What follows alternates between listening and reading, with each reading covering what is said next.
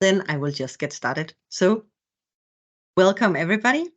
I am so happy to see you, and this is the final expert workshop with the CityLoops results. We are very proud to have this workshop today. We are also, I am at least, very proud of what we have achieved in CityLoops, and I think we all are. So we look very much forward to present this to all of you.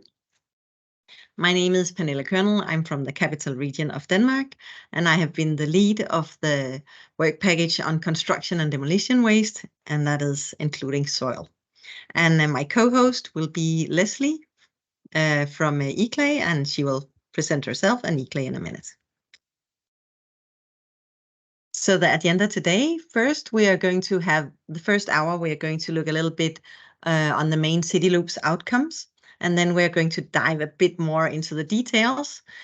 We made the program in this way because we thought that maybe some people only wanted to know a little bit more about the overall outcomes from CityLoops, and some people are more interested in deep dives and specific details. So you can skip a little bit around and come and go in the meeting as you feel fit, of course. But today we are first gonna hear about the main results and also the handbook of circular construction that we have made, and Leslie is going to tell us about that. Then we are going to hear about the 9 replication packages. I'm going to talk about that a bit more. That's toolboxes which we have made for people to replicate what we have been doing. Then we are going to talk about the business cases for concrete and soil in Høje-Taastrup's demo actions, and that will be Erica from Høje-Taastrup who tells us about that. We'll have a coffee break, and then we are going to have the deep dives. We're going to have 3 deep dives, one in planning and decision making by Martin from Roskilde University, and Kimmo from Mikkeli was also going to join that presentation, but unfortunately he's ill, so Martin has taken over. Then we're going to deep dive into circular procurement and the procurement handbook that has been developed, and Sanne will do that. And then Christian from Bodø will tell a little bit about how they have been working with that in Bodø municipality. The final deep dive is into recycling of soil and concrete in the experiences from Roskilde municipality. And Klaus from Roskilde is also going to talk about business case and risk management. Then we have 10 minutes if there are some final reflections, and a goodbye. I will ask everybody, we have a lot of presentations today, so if you have any questions, please write them in the chat, and then we will see if we have time to answer them, and otherwise we may be able to get back to you later or have a dialogue. But we will see if we have some time in the program. So, what is CityLoops? You're all here because we're going to tell you about the CityLoops results. It's a Horizon 2020 project with 7 cities from different parts of Europe. And we have been working these past 4 years with developing methods and instruments for and also demonstrating the solutions for construction and demolition waste to be reused and recycled. We've also been working with bio-waste, but we're not going to dive into that today. And why are we doing this? Well, I guess most of you probably know this, but I just added some of the really interesting numbers on the screen up here.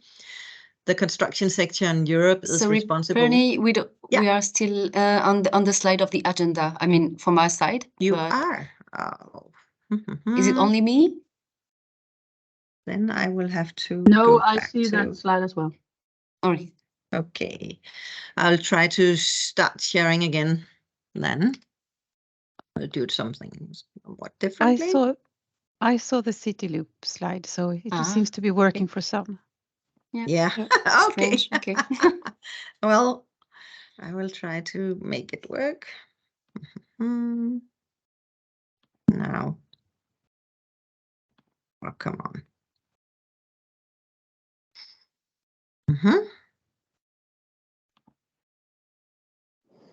Hello. Hello. Hi. Hey. Did you see the agenda when I was talking about it? Anybody? Yeah. We saw the agenda, but after you moved to the CityLoop slide, and I mean, for my part and for other people, we don't see it. Well, I will start too. doesn't really want to work with me today, I can see.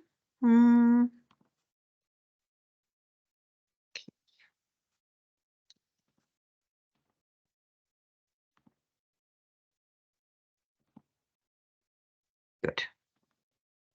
Can you see the slide with the CityLoops demonstrating circular flows now? Yeah, nice. Yes. Great. Good. Then it should work. Well, as I said, I have added some of the very interesting numbers about why this is an important topic. So the construction sector in Europe, it is responsible for almost half of the material extractions, 40% of the greenhouse gas emissions, and it's the largest waste stream in the EU. And what I think is really interesting is that 70% of the what we call recycled construction material is only used for backfilling, or it's used under the roads. And if these numbers are a bit abstract, well, the demand for raw materials is almost 6 tons per head per person in Europe annually. So this is the amounts that we are talking about and that we would like to make circular, of course. In CityLoops, we have been working with this value chain for circular construction. Oh, now it did it again. Do you still see my slides? Yeah. Yeah. Yeah, you changed it. Yeah. And as you can see, we have been moving from having 2 loops with the existing property being demolished, as it is over here on the left side, and then another loop with the future property where you just designed a new building with whatever materials you wanted, and then you build it.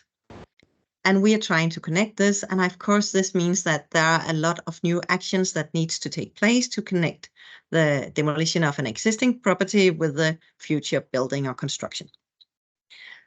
And 4 years ago, when we started CityLoops, we still needed to solve a lot of practical issues and develop instruments and tools for each of these steps. For example, we needed to look into how do you do a screening of the building? How do you do the selective demolition? How do you find the data for the materials? And with the construction, we needed to find out, well, how do we know what materials we can get? What can we use? Where can we find them? What about digital marketplaces, physical material banks, and so on? So a lot of those issues had not yet been addressed 4 years ago. So we have been addressing them in CityLoops, and we have seen that a lot of development has happened at the same time. So we have a lot of these tools has been developed not only by us, but also at the same time by other people working on this. But the thing is, it's coming more and more together, but we still have issues making the flow work. So making the flow work from the transformation or demolition of the building to the new building, is still an issue. And this is today we are going to tell you a little bit about how we've done it in CityLoops. We're both going to dive a bit into the instruments that we have developed that you can use, and also a bit into the experiences and lessons learned that we have. And all of this is put into our webpage, cityloops.eu. So when we finish the presentations today, you can find everything in there that will support you in becoming more circular in construction projects. And Leslie, then I would like to give the word to you. Yeah. So thanks, Bernie, for this nice introduction. I will share my screen, hoping that it will work. So let me know if you see my screen. Yeah, yes. The presentation. Great, yes. Cool. All right, so I am Leslie Petitjean. I am a senior expert in the circular economy team in ICLE Europe. Sorry. So I want to change the slide, but it doesn't work. This is my time to have a technical issue. Just a minute, sorry.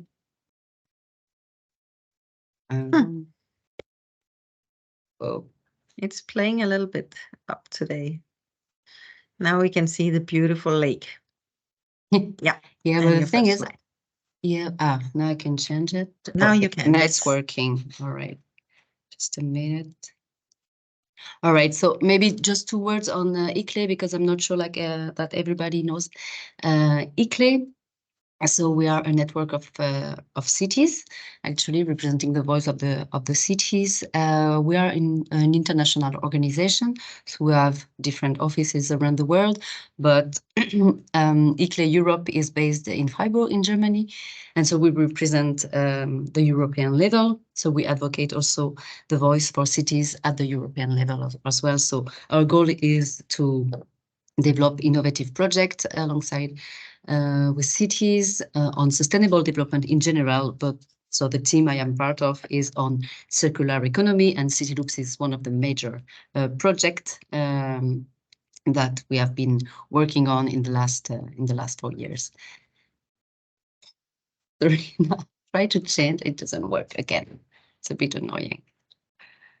Did you click on the Teams meeting by any chance? I need to go back and click on the slides. No, here it came. It's work? Okay, yeah. It's working. So just a quick reminder also on CityLoops. So as Bernie said, the project has started like 4 years ago, and it will end in three days. So this is really like the home stretch. And yeah, as you say as well, 4 years ago, like circular economy and circular construction was really a niche topic. Even, I mean, it is still sometimes quite not a mainstream topic, but we know more and more, and there are more and more also instruments and tools that has been developed. But 4 years ago, the topic was really new. So the goal was really to experiment widely what could be done on two mainstreams, so the bio-waste and the construction and demolition waste, including soil, because this is the two major streams that cities have to address. About the consortium, actually, there are around 28 partners in the project from 8 countries. So not only cities, actually, were also supported by university or also ministry. And that's what makes the big value also of this project is the different range of partners working all together on this. And this is like a Horizon 2020 program. So the main objective is actually to close or at least to narrow the loop for those two streams of materials, so bio-waste and construction and demolition waste. And for this, we have actually implemented some new instruments, new tools, new methodologies in 7 cities. Well, actually, it was 7 cities for the whole project, but for the construction and demolition waste, it was only 6 cities that I will present just in the slide after this one. And so the goal is actually to reduce the resource consumption and just to consider how we can work more locally also with the resource around the city, and like to avoid using resources coming really far from the cities, and also developing or increasing the environmental impact, or like saving more CO2 as well for the urban development of the cities. So these are the 7 pilot cities, which has been part of the CityLoops project. So the good thing is that it was quite a good representation of the European context, because you can see that there are some cities from really Northern Europe and also Southern Europe. So there was Bodo in Norway, Mikkeli in Finland, Roskilde and Jøtastrup in Denmark, Apeldoorn in the Netherlands, Seville in Spain, and Porto in Portugal. Just Porto was actually not a city experimenting on construction and demolition waste, but so the 6 other were actually the partners for the construction and demolition waste. So if we dive into a bit more about what has been done by the cities along the project, so you can see here the value chain. And what is interesting is, even though most of the cities have addressed most of the steps of the value chain for the construction sector, there are also some cities which have focused more the efforts on or certain parts of the value chain. So this is kind of the case for Mikkeli, for instance, and also Bodo, because I will explain it later, but it was a really like huge project. And so, as you may know as well, sometimes the timeline of a project, especially for urban planning, they are delayed. And so that's what happened, but still they have developed many tools and many interesting approaches as well. So to start, we can start by Apeldoorn, so the city in the Netherlands. What was also interesting, maybe I just forgot in the last slide, is that they, like the cities, they are working on different infrastructure, not only buildings. So you have some example, obviously on the buildings, but also on the renovation of road or also infrastructure for public works. So this is the case for Seville, for instance.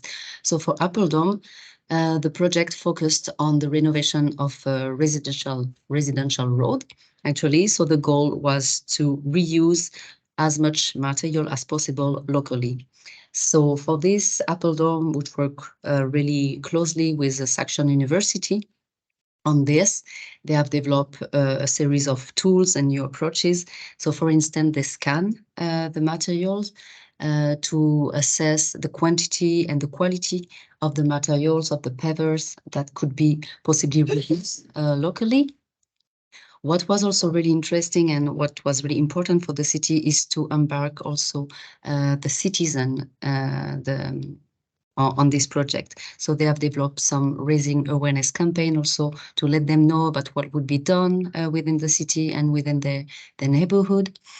And when we talk about circular construction, usually we face the problem of storage and matching as well. And so Apeldoorn has also faced this issue. And so for this, they have developed a collaboration with the online marketplace. And they have been struggling a bit at the beginning because they wanted to develop their own platform, but so they just recognized that it was hard to also invite or like to recruit new visitors. So at the end, and it's one also of the lesson learned, is that if some instrument already exists at the regional or at the national level, just work with them because they already exist. So yeah, take profit of the existing instrument. So yeah, it was mainly for Apeldoorn, but just also to let you know that for all the cities, if you want to know more, because I don't have that much time, so we cannot dig into really each city, but there are the demonstration report for each city are on the website. So really, if you are interested on a specific case, just go to the website, and so you can find the demonstration report for each city. So for Mikere, Finland, well, they are focused mostly on the demolition part. So actually, the demo action was about how we can demolish more selectively and effectively to hospital. And what they have learned actually is that we definitely need to have a really good pre-demolition audit to actually be aware of which resources and which materials will be demolished and which one we can reuse possibly or recycle possibly in another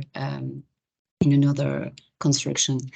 And what was also important and one kind of a legacy for them is that CityLoops really helped them to also involve different stakeholders, like within the local authority from the different departments, but also externally. So for the companies, for instance, it was kind of a really good opportunity to develop some also collaborative workshops with them, just to make them more aware about the need to develop new practices for circularity. For Øya-Tastrup, so now we are traveling in Denmark, just gather Øya-Tastrup and Roskilde. So Øya-Tastrup, what is interesting actually is that they play a role of matchmaker.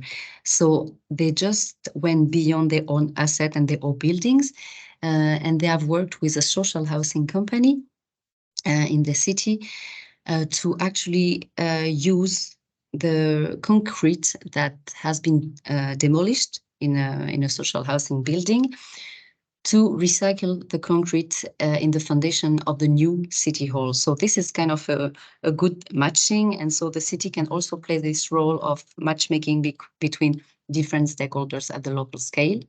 They also work on how to reuse locally soil. So actually, this is also something that has been developed within CityLoops, is how we can reuse locally the soil. So it has been done by Øya-Tastrup, Roskilde, and Bodo as well.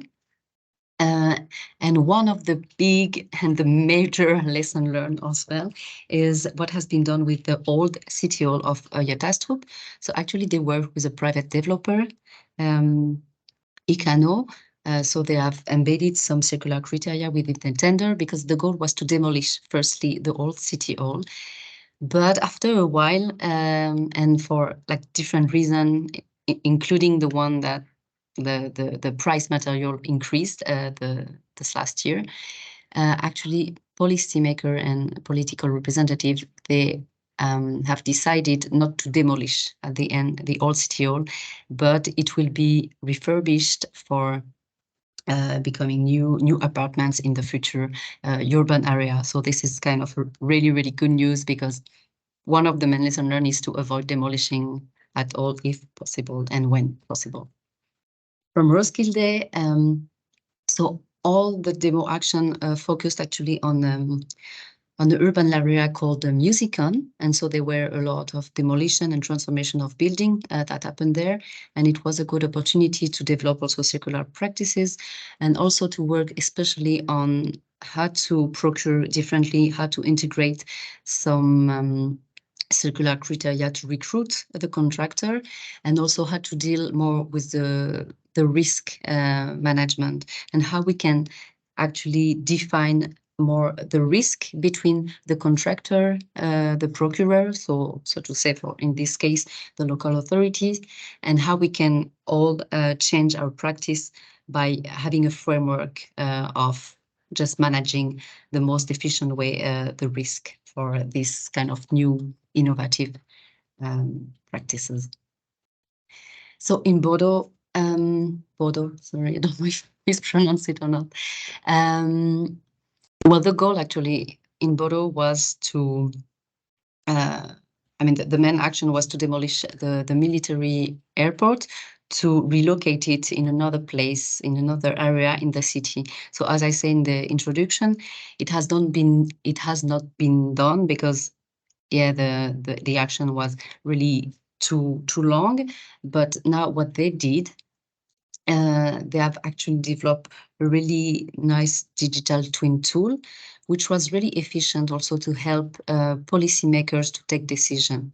Because when you work also in circular construction, it's actually pretty important and interesting to have a traceability of the flows of the material that you use. And this is basically what you can see on the top right of the slide. This is a representation of the flow and what could look like as well the future area, and having this kind of visualization and representation of what the project would look like is really important actually for decision makers. So this is a tool also where you can have more information on the website. An important thing as well is that they really put a lot of effort to involve different stakeholders, so citizens, students, and also companies. So they have developed a work of collaborative also workshop.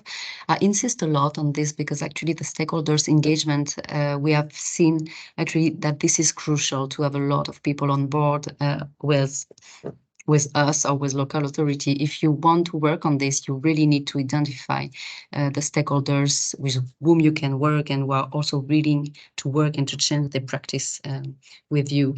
And also circular procurement for Bodo was really like a key, I would say a key tool actually that really helped them to mainstream the circular practices, because now, so with CityLoops, they have started to work on this, on embedding circular criteria within the tenders, but now it becomes mainstream, and so they have adopted a circular procurement strategy also at the city level. And to finish for the cities, so the last one is Seville, and actually they have worked on water pipelines because they wanted to replace the water pipeline. So the goal was actually not to use new material for this, but to try the best to reuse the one that they will excavate. kind of. And also one of the big problem in Seville is actually the illegal dumping of construction and demolition waste that they have in the city. So for this, they have actually developed some clean points to decrease the number of the rate of the illegal dumping, and we have seen that actually it really helped this to kind of clean the city, and that people just bring their CDV in these clean points. So yeah, this was quite successful. Just maybe to draw a bigger picture on the different lesson learned. So this kind of a rough scheme, and even though, I mean, it's always hard to represent the scheme, actually, we don't know if we have to make it round, we don't know if we have to make it linear, but and you can address also different part of the value chain. You don't have to address everything, but we just want to stress maybe the main lesson learned for each step. So actually, spatial planning, this is also one important lesson learned, is the earlier the better. So you really should, I mean, if you want to start actually working on this, just do it well in advance and identify the stakeholders with whom you would like to work, because you will never do it too early, actually, because it takes, I mean, this is still innovative, so you will still need a lot of time to prepare your project, and also to have this coordination with the different stakeholders. So that's why we really want to insist on spatial planning, or planning is always a really important step. And if we want to illustrate this, we can talk about Bodo, actually, which has done this with their digital twin tool, because also the data management and gathering all the data on the circular, on the material flow could be really helpful to convince the policymakers as well, if you want to launch a circular project. For the demolition, well, actually, one of the men, I already told it, but so if you can avoid demolishing, so please avoid it and refurbish as much as possible. This is one of the main lessons learned from a test group. But also for the demolition, if we really want to have this circular flow that start to be established, we really need to push actually the supply in reused and recycling materials. So if we want to do this, we actually have to really conduct some pre-demolition audit for each demolition or EV renovation, whatever. But so this is kind of a picture of Michele, because they have really worked on this, and they have developed also some guidelines about how to conduct a pre-demolition audit, and how to conduct also a really good screening demolition. So this is kind of really important, because if you don't do this step, so you won't have like the knowledge of which material you can reuse, or within your own construction project, but also for other ones. But this is kind of a starting point, I would say, if you want to start this journey. This is the picture of a test group old city hall that we actually be refurbished in new apartment with the Icanos project. The third one, so this is like the creation of a secondary materials market. This is also crucial, because like if you do the pre-demolition audit, and if you also use reused material or recycling material in your new construction, you will see that there is kind of a missing piece in between. And so the missing piece is actually how we can develop some tools, and how we can use the tools that helps to connect the demolition and the construction. And so this embed actually creation of secondary material market, embed the online platform. Also the physical material bank or material depots. I know that sometimes the words can just slightly change depending on the project, but like the goal is always the same behind this. It's like, where do we store the material that we will demolish? And where do we store them in order to reuse them somewhere else? So this is kind of a big issue. The cities have developed some material depots also really locally. They have also developed or used online platform to help the matching. This is kind of an example that you can find also on the CityLoops website is the experience from Appledorn that used the JuiceSpot platform. But as I said, depending on your country, your city, and your local context, you can see, or you can look for already existing instruments. And the last is new construction. So we put new in bracket because, again, if you can refurbish, refurbish. But in new construction, the goal is actually to push the demand actually for reused material, because if we do some pre-demolition audit, so for sure we will have some reused material that we can reuse. But if there is no demand on this, well, actually, well, yeah, there won't be this match between the two. So as a procurer, we need to have impact on the demolition, but also we need to have impact on the construction. So we need to ask for reuse or recycling material within our new construction. And this is actually what has been done in Roskilde, in the new parking garage that has been built on the Musicon area. So this is basically the value chain. But here you have also some cross-cutting topics which are really important. So as I already said, data management, and how you can also have traceability, and it can also help you developing the data management to have this assessment of your project. If you have developed some indicators about the environmental impact of your project, you can track the progress of your projects thanks to collecting data. The stakeholders engagement and the public procurement also really important, because you really need to identify as early as possible the good stakeholders you would like to work with, and the contractor you would like or you would be willing to work with. And also something that we will discuss just after, this is the change in the organization, because we have seen that this is really a cross-cutting topic. So it will change your organization like within the local authority. So there are some cities who has developed, for instance, some internal working group that worked pretty well, also for the practitioner, but also for the politician.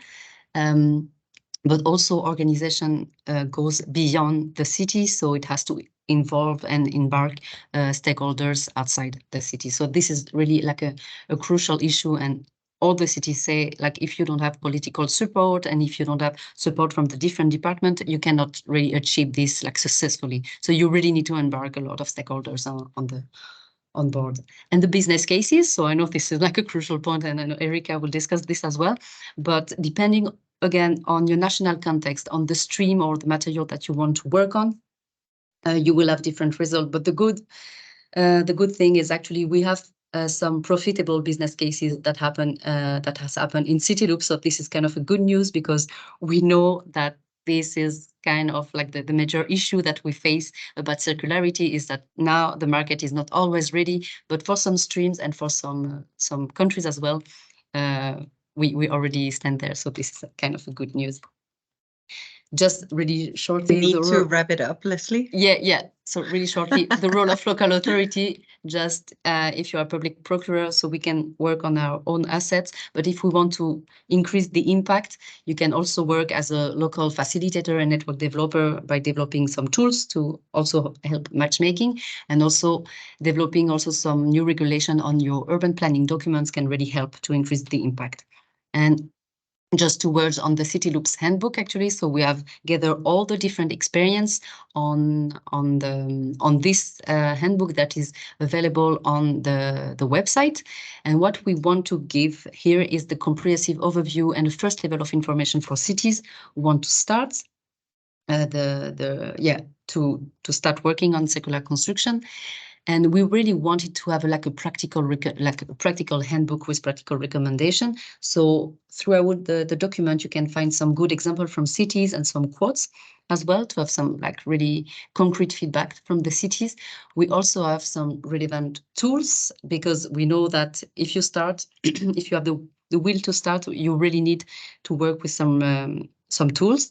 And that's why, like, also depending on the different step of the value chain, you will find some different toolbox that will help you to know some tools that could be useful for your project.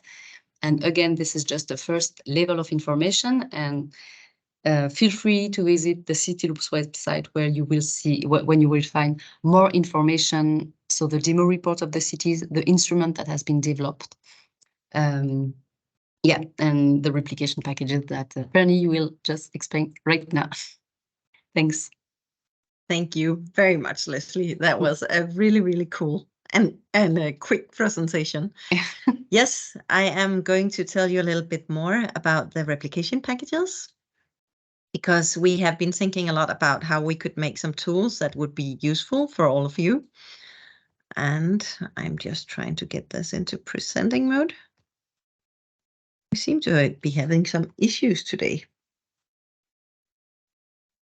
Now, I think it's working. Yes, hopefully you can see my slides now. No, we don't see your slide. We see like a screen in blue with some graphic figures. Yeah. No, Leslie, I do see the slides. I see. Okay, so sorry. So this is just me. Okay, then. Okay, great. Somebody can see the slides, maybe. We see now the 9 replication packages. Perfect, perfect. Yes. That is it. Okay, that's what I wanted to. Yeah, that's what I'm going to talk about. And as I said, we thought a lot about how can we make this useful for other cities.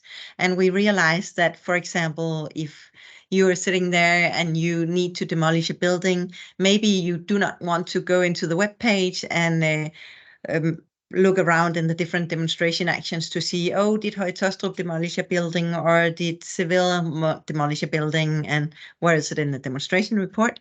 So instead, we gathered these toolboxes that we call replication packages, which are about these 9 different topics.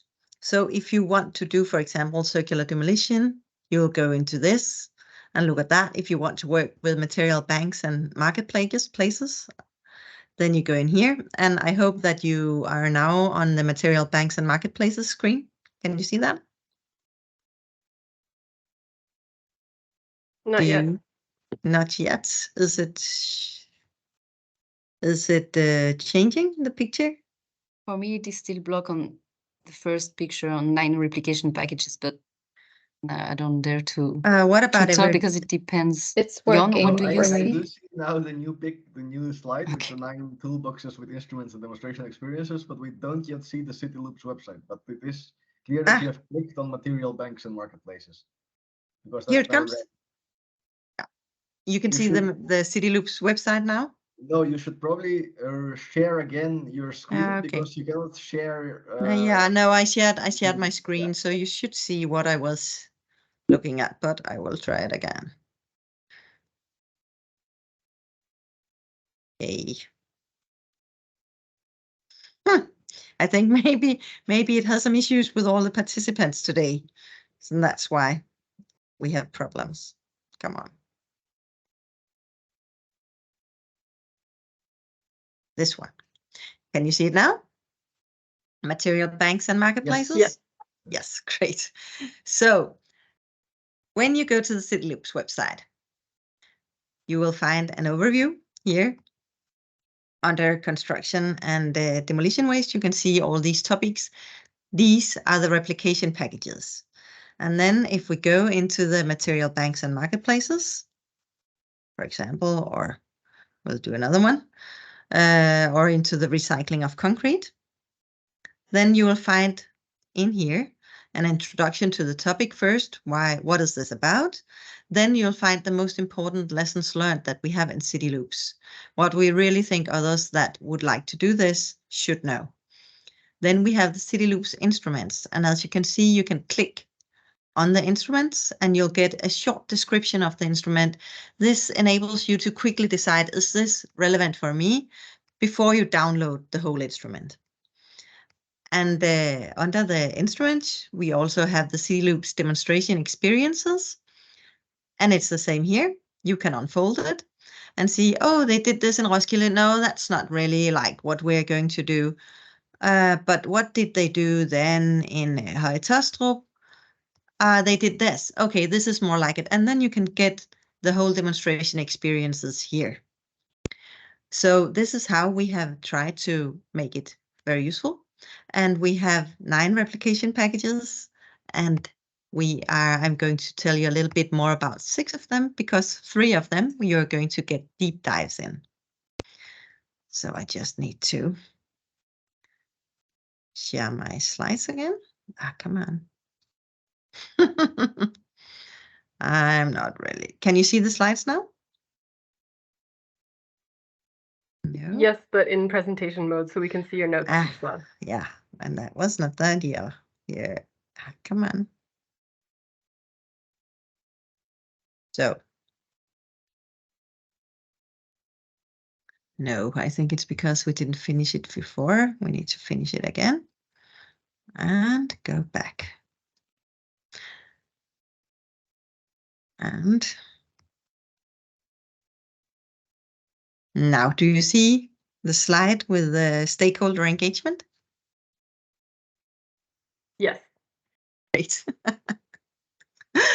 Okay, so I'm going to say a little bit about 6 of the different replication packages. One of them is stakeholder engagement, and all of the cities worked with this, as this is actually the backbone of creating change. And we worked with it in a lot of different ways in the different cities. As you can see, for example, in Apeldoorn, they worked internally in the municipality with a co-design process where they tried to map out which actors need to be involved in what processes, what roles do they need to have, what tasks do they need to perform in order to make the construction work more circular. In Seville, they actually designed a city simulation platform that quantifies influences of circular actions on well-being. So they have a number of indicators showing the well-being of the city, and they were working with circular actions. What impact will it have on the well-being of the citizens? And you can see that in this city simulation platform, and it helps decision makers decide what to do, which actions to take. In Bodø, they worked with the CityLab platform, which is a 3D virtual city. They worked with citizens looking at this 3D virtual city, trying to help, trying to design the new city together with the citizens. They had reuse labs doing that. And for the younger part of the population, they also had a Minecraft challenge where they could design the new city in Minecraft. So we have a lot of different examples of how to involve the stakeholders. What is the common learning is that stakeholder engagement is really easy to replicate. It's man hours that's the biggest resource. So if you go into this replication package, you will find the descriptions of the different models and how to do it if you want to try and test some of this yourself.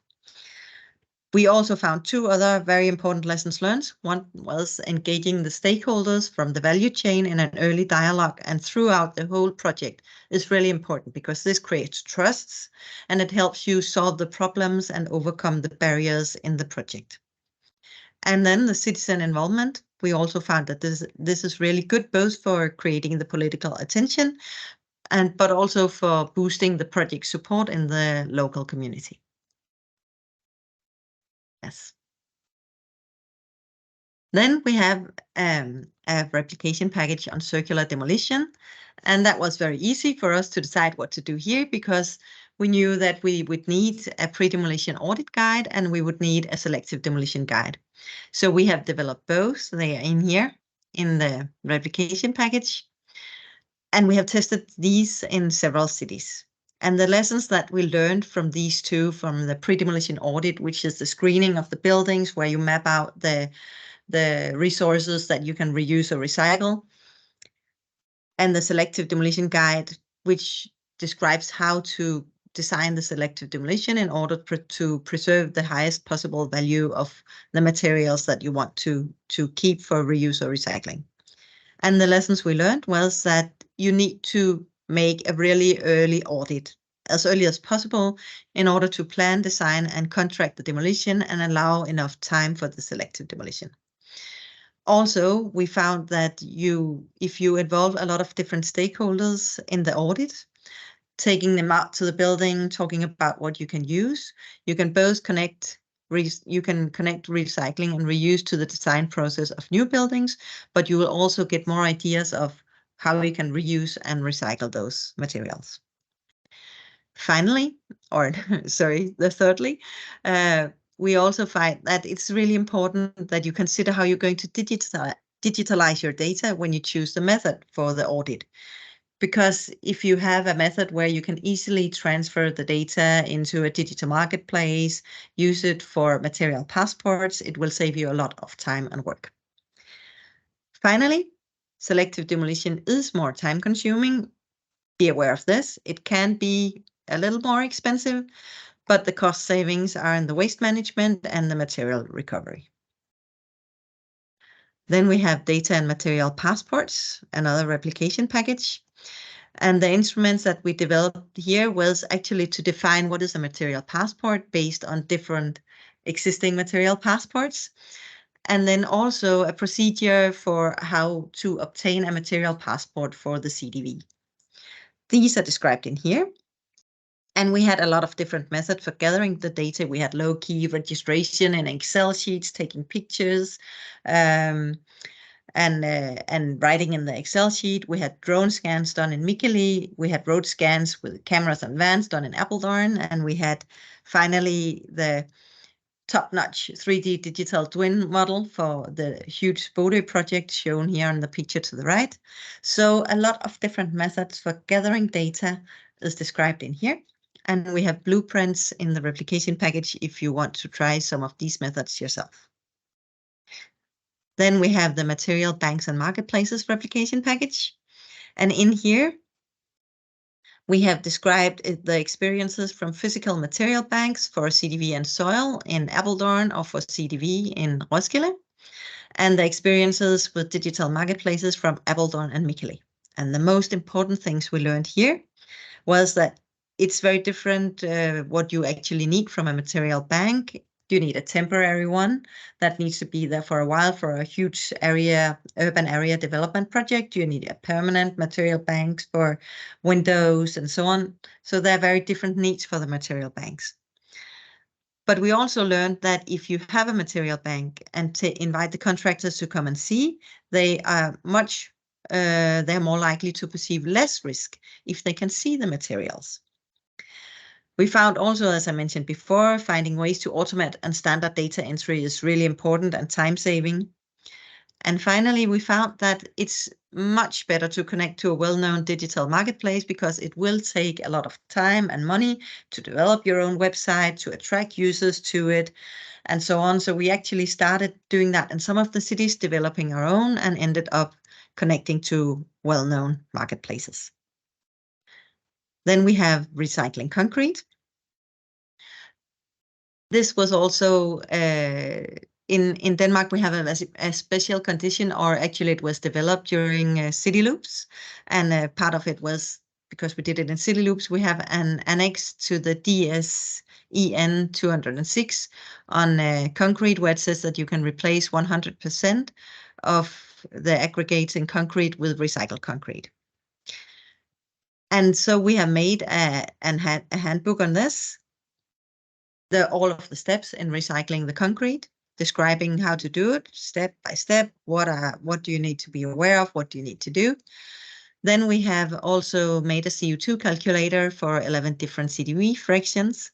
And in Høje-Taastrup, they made a whole loop where they recycled concrete from the demolition of Taastrup Gård, some apartments, and put them into the foundation of the new city hall.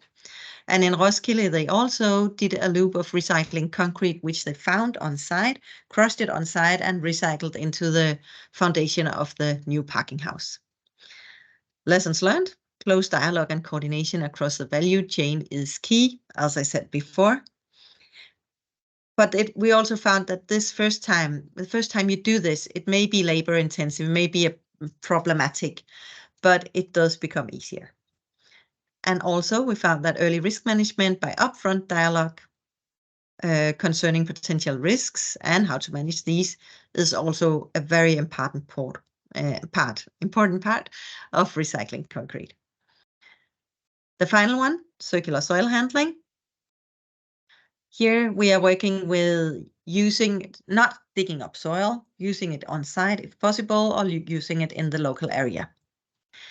And the instruments and experiences is a roadmap to support the implementation of sustainable soil management in the municipality. We have an instrument for predicting the amounts of the future excavated soil for the next 12 years to see how much you'll get. And we also have guidelines for on-site soil reuse, describing what kinds of soil can you use for what. And just to give you an example, in Høje Taastrup, in the area Nærheden, they first thought they would drive away all of the soil. Then they found out that they could actually keep it on site and use it on site, and the amount of excess soil saved was more than 700,000 tons, and saving more than 1,000 tons of CO2. So there's really a great potential here. And now I will stop my presentation and pass the word to you, Erica. Thank you, Pernille. Oh, has my camera gone in? There we go. I will just share my screen then.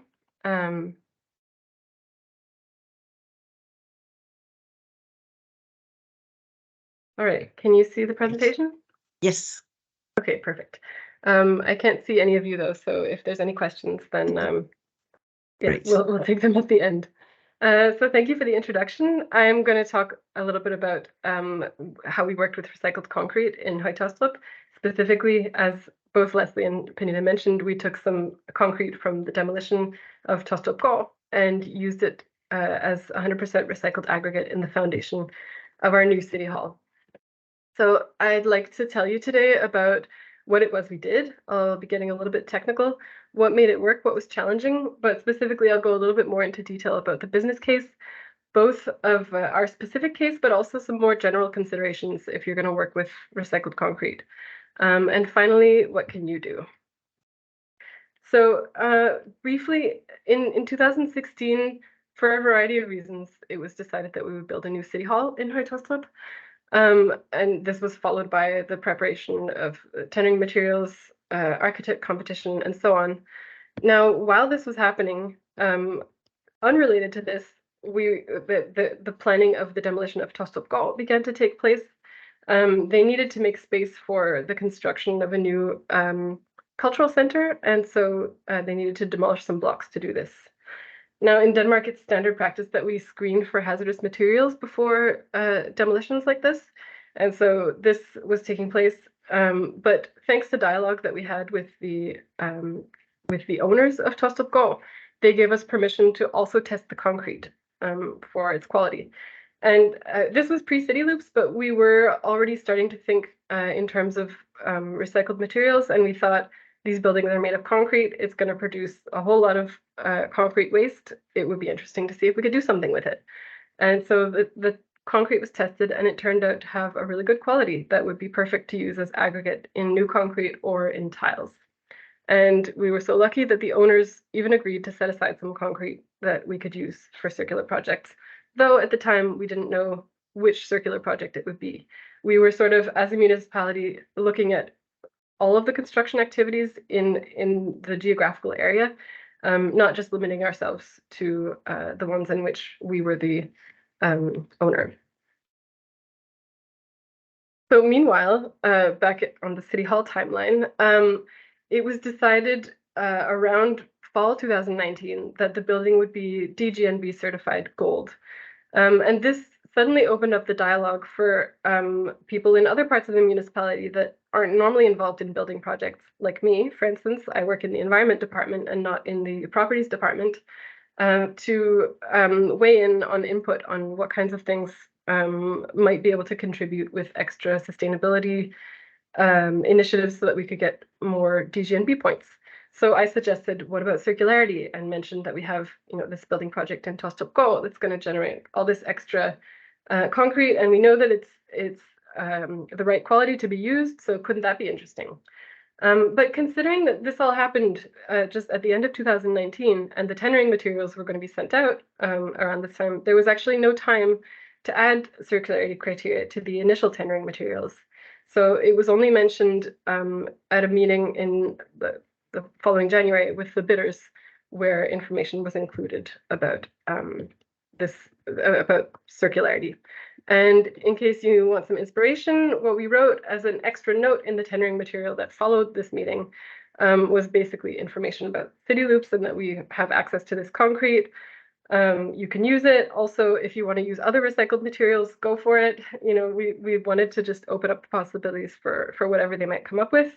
And we also mentioned that our involvement in the CityLoops project meant that we would be able to contribute to advice regarding any special measures when using recycled concrete, preparation of the recipe, coordination assistance in terms of the value chain, the access to the concrete or other materials. And luckily, this was enough. The builder that was chosen bid a building that had a recycled concrete foundation. Meanwhile, the demolition is taking place on Telstroppgård at the end of 2020. They're down to the foundations, and this is what we used to produce the aggregate. It was sent for crushing. I'll talk a little bit more about this soon. And in March 2021, it was poured. Now, we also had the chance to reuse some soil. When they dug up the big hole that the concrete was going to be poured in for the foundation, this generated a whole lot of excess soil.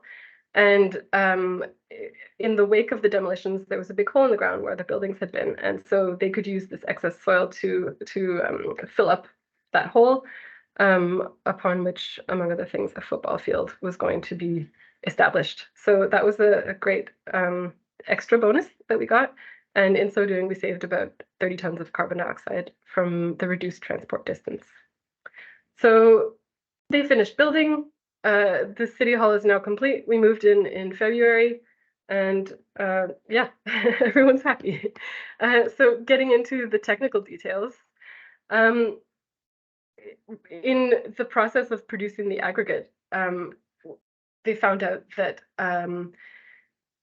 when working with the normal 30 to 40 centimeter blocks, there was a lot of foreign material that was getting mixed in from the demolition process, a lot of pipes and wires and insulating material, soil and things like that. And we don't want that in the aggregate. It reduces the quality, and yeah, we want to avoid that. So a way of dealing with that problem was that the crushing facility instead received larger blocks, about 1 to 2 meters. So then it was much easier to identify any foreign materials and remove that. About 2,000 tons of concrete was delivered, and this produced 1,100 tons of aggregate. Some of it gets lost and becomes too fine. It becomes the 0.4 fraction, which isn't suitable to be used as aggregate. And thanks to the great efforts of the crushing facility, the aggregate even got CE certified, which made it easier to get it approved for use. So the concrete we used ended up using this 100% recycled aggregate plus new sand, cement, and water. And it was C40 Class E concrete. And because of the saved transport distance, not only did we save these 1,100 tons of raw materials, but we also saved 6.6 tons of carbon dioxide, because normally the aggregate material would be coming from a gravel pit in the south of Sweden, or even from the ocean floor north of Poland. So it was a much shorter distance, just transporting it from building site to crushing facility and concrete mixing plant and back to the other building site. Now, what made it work? The cooperation and communication between stakeholders was a huge, huge factor. This figure that I have at the bottom with very small text, you're not meant to be able to read it. It's really just to illustrate how many people were involved. And really just the fact that everybody wanted it to work, and the fact that we were able to bring together so many different stakeholders was really, yeah, absolutely necessary for the success of the project. And also, I mean, normally, you know, a building project happens on its own, a demolition project happens on its own, and we were able to bring these together to be able to share these materials. So that was an advantage we had as the municipality, having an overview like that. Some challenges we had, the clear division of responsibility and what tests are needed and what aren't needed for the specific concrete in question. There was a little bit of disagreement between some of the different parties involved on specifically which tests and how many tests were needed to make sure that the concrete would have the necessary quality. And this actually ended up delaying the project a little bit. So if it's very clearly delineated from the start, what does the quality of the concrete need to be, and how does that need to be documented, then we could have probably avoided these delays. So that's definitely something that we'll take with us for next time. Now, getting into the business case. We have to conclude that recycled concrete is slightly more expensive to produce than standard concrete. And thanks to a business case developed by the Danish Association for Construction Clients and Tre engineers, we have come up with the number that it's approximately 209 euros instead of about 201 euros per cubic meter, assuming that you are working with 1,000 tons of aggregate, as it was approximately in our case. Though, and this extra cost comes from the extra tests, though there is definitely an economy of scale in question here. If you were working with, for example, 10,000 tons of aggregate, then the cost would be proportionately less. And in addition, experience will make it cheaper. This is a pilot project. This was the first time, or one of the first times, that a lot of the parties involved were working with recycled concrete, and we wanted to really make sure to get it right. And so we really, we didn't skimp on the tests. We really made sure that everything was under control. But over time, as we gain more experience, and as the supply chain gets broader, there's just more of a flow of these recycled materials, then we'll become more sharp on exactly which tests are necessary, and that will probably also make it cheaper. It's worth mentioning that the demolishing construction client saved about 130,000 euros.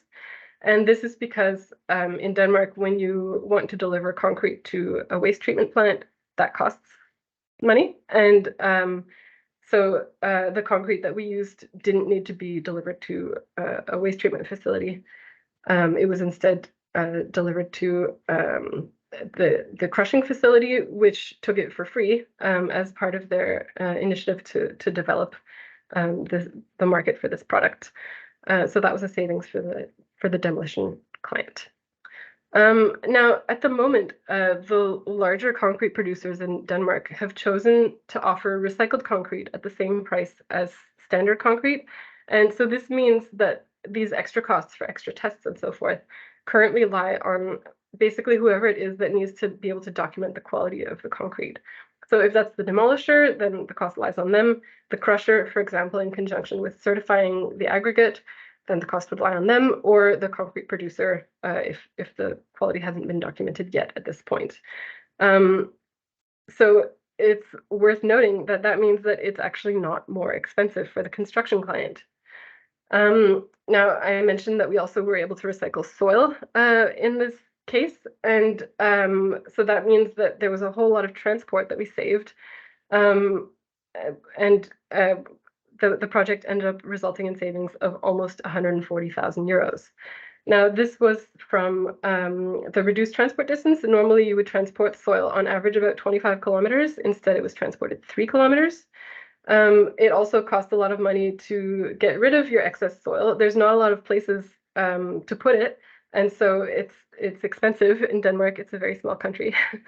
Furthermore, at the Tostrup building site, they would have had to purchase gravel to build these soccer fields, but instead they were able to use this soil.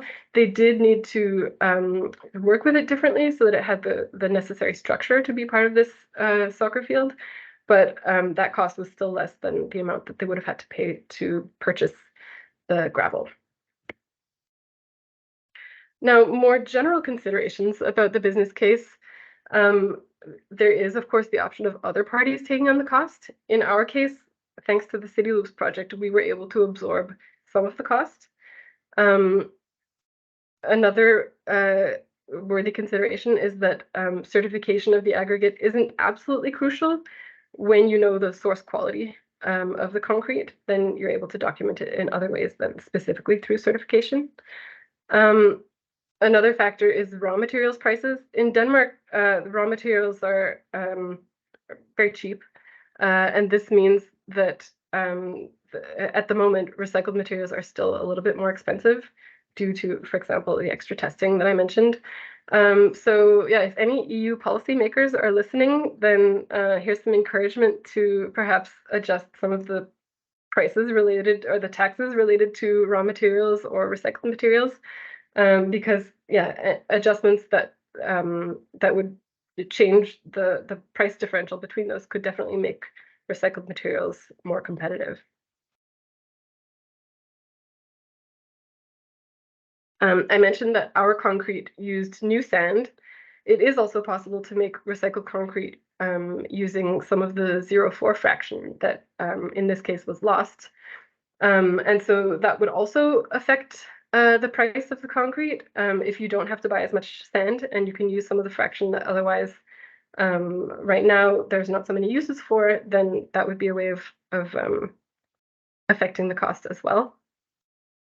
The storage of the concrete that's going to be turned into aggregate and waiting to be turned into concrete can also affect things. It can either be an expense or a savings, depending on the situation. For us, we had considered if Tostelco would be willing to have a crushing facility on site. And we, as environmental authorities, were willing to give them permission to do this, of course, with conditions about noise and dust. But the owners of Tostelco were worried about it being even more of a nuisance for the neighbors living in the area, who were already having to deal with so much demolition and construction. So they opted against this, even though we know that that the way concrete crushing happens today, it actually isn't noisier than just the overall demolition process. So it's definitely something that we would consider in future projects if that would be a possibility. Something that's also a different factor depending on where you are in Europe and the kind of geology that you have in your area is the origin of the aggregates. In the Danish context, the aggregates used both in A and E class concrete are produced very far away. And so this influences the cost of that. But depending on the quality of the concrete that you're working with or what it needs to be, perhaps the kind of aggregates you need come from not so far away. And that, of course, could influence the cost relative to recycled materials. Now, to round off, what can you do if you want to work with recycled concrete? The first thing I'd like to say is just do it. We found out that even though the project was well underway when this idea of using recycled materials was introduced, that it still happened. So, you know, it's still doable. Don't get discouraged if things are already underway. Just try. However, that said, it is, of course, easiest if you plan for circularity from the very beginning. This would allow you to be more specific and more ambitious in your goals in the tendering material. And then even if perhaps not all of these goals get fulfilled, you know, if you aim really high, then probably some of them would still get fulfilled. Also, as I mentioned earlier, very clear and unambiguous roles and responsibilities between actors is also important to keep in mind. But I do have to mention, as Leslie said, the most important learning that we have from this project is that the most sustainable building is one that you do not need to build. We did a comparative calculation of how much embedded raw materials and carbon dioxide is in our old city hall, and found that by keeping the old city hall standing, even if it's fully stripped just down to the heavy structures, that 20,000 tons of raw materials and 2,000 tons of carbon dioxide are saved. So that's orders of magnitude above what we saved in this project, and therefore really what we would need to encourage. Now, how do you do this? How do you just avoid building? Well, if you're a municipality and have a large building portfolio, start by examining your needs or your procurement question. Do you need a new building, or do you need a space where so-and-so activity can take place? Also, use what you have. Examine carefully the square meters that you have. Do you have any underutilized square meters or buildings? Maintain what you have. Renovate it if you need it for other uses than what you're currently using it for. And of course, there are situations where you can't avoid having to build or demolish, like for instance, in Tostelco, where the apartment buildings were in the way for where they were going to build this cultural center. So there was no other option. And so, yeah, if you are in a situation where you can't avoid demolishing or building, then using recycled materials is a great way to go. We can highly recommend it. So thank you for your time. That's it from me. Thank you very much, Erica. And we have been writing in the chat because Oh, there's been a few questions, but I think we have addressed it. Am I still sharing my screen? No, you stopped. Okay, So thank you very much, everybody. And now we will have a 10 minutes break. But try to be back here at the 14:20 if you want to hear the next presentation about planning and decision making and how we've been working with that in the municipalities. So thank you very much for now. See you in 10 minutes. Well, welcome back, everybody. We will now get started with the 3 deep dives that we have this last part of the workshop. And the first one is about planning and decision making. And the presenter is going to be Martin from Roskilde University. Martin, the floor is yours. Thank you, Pernille. I was with my 2 colleagues from Roskilde University engaged in planning and decision making in the CityLoops project across the construction and demolition demo actions and cities. And we worked with the CE challenges in planning and decision making in the transformation of cities. So very much also emphasizing that you don't just focus on using recycled aggregate in new buildings, but also that you use it when you are planning or developing and transforming your city.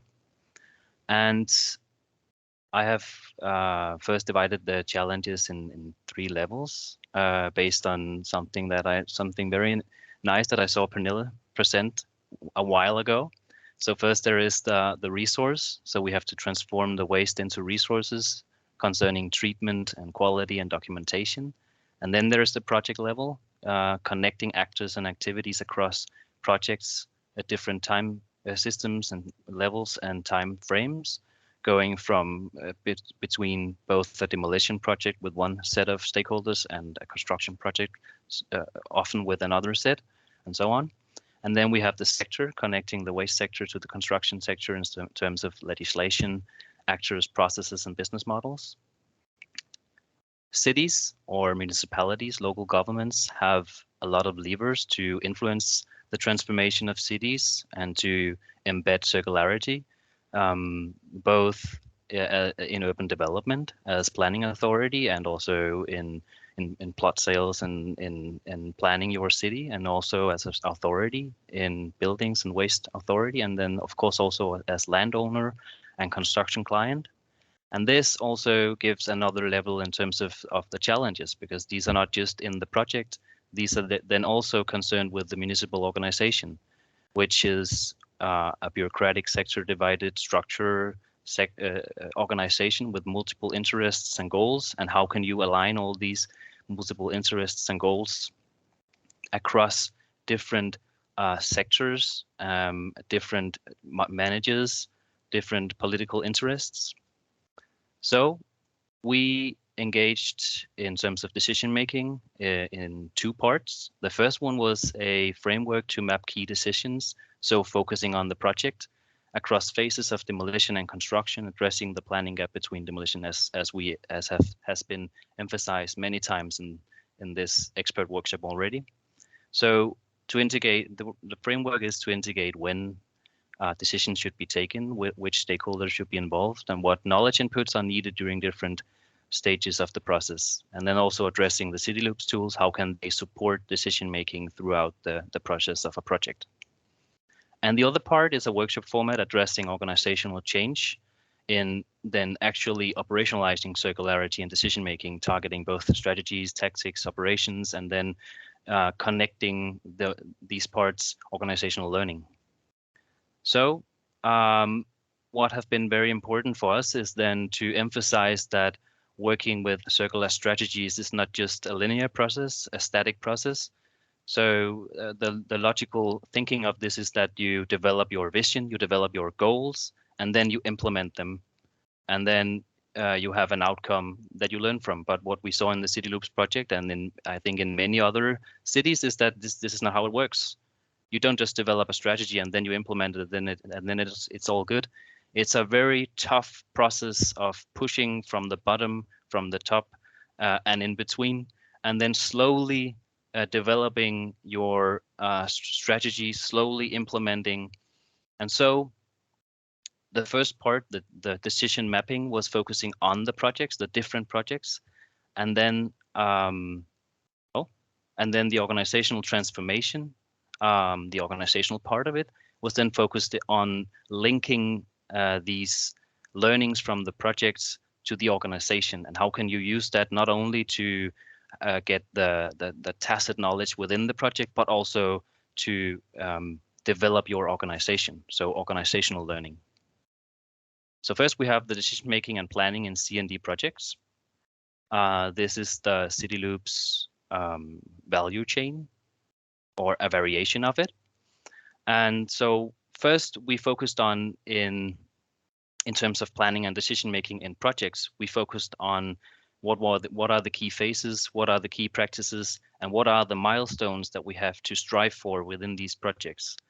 And we started out with a very complex value chain with a lot of phases, and then we simplified it, and then we adjusted it within each city. And of course, it's different within using the framework, what phases you want to focus on. For instance, some cities very much focus on procurement, and so you might have the tendering or the procurement without as a phase of its own, instead of within planning of the project. And so here are some of the main practices that we saw. In the spatial planning, you have the vision, the area examination, the local plans. You have the pre-demolition audit, the tender of the demolition, then the actual demolition, and then the waste management, the transformation of the resources, and then we have the construction. Then we move to the construction project, which within we have design, programming, tender. Then we have the application of secondary materials within the actual construction, and then documentation of the waste that we screened in the pre-demolition audit. How was it actually applied within the building? And then of course we have operation and maintenance. So the key milestones that we mapped within the project was mandate for integrating environmental aspects within spatial planning, so that you, when you plan your area in urban development, that you here embed circularity or sustainability, or what you are focusing on. The next one was then to identify the potential and define the requirements. So identify the potential within the pre-demolition audit, and then set requirements for the demolition project to fulfill these potentials. And then you have the documentation of CDV and soil after the demolition. So what was the actual amounts and qualities of the materials that you screened the potential as. And then you have the requirements for specific use of resources in the tenders. And then you have a built documentation of application. So this documentation part moves all the way through the decision making and planning within the project. First, you identify the potential, then you document the resources that you dismount, and then you set requirements for using these materials, and then you have your entrepreneur to document that they actually used it. So this is very much been a focus point.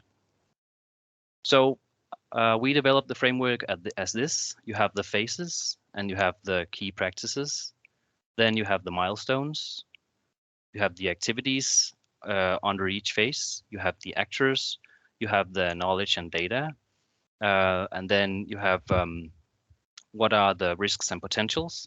And then you have the tools that can support. And this we use to map the demonstration projects within some of the cities in the CityLoops project, to then gain knowledge into what are the most important decisions that you have to make throughout these projects. And then I'll just give some examples of what we found.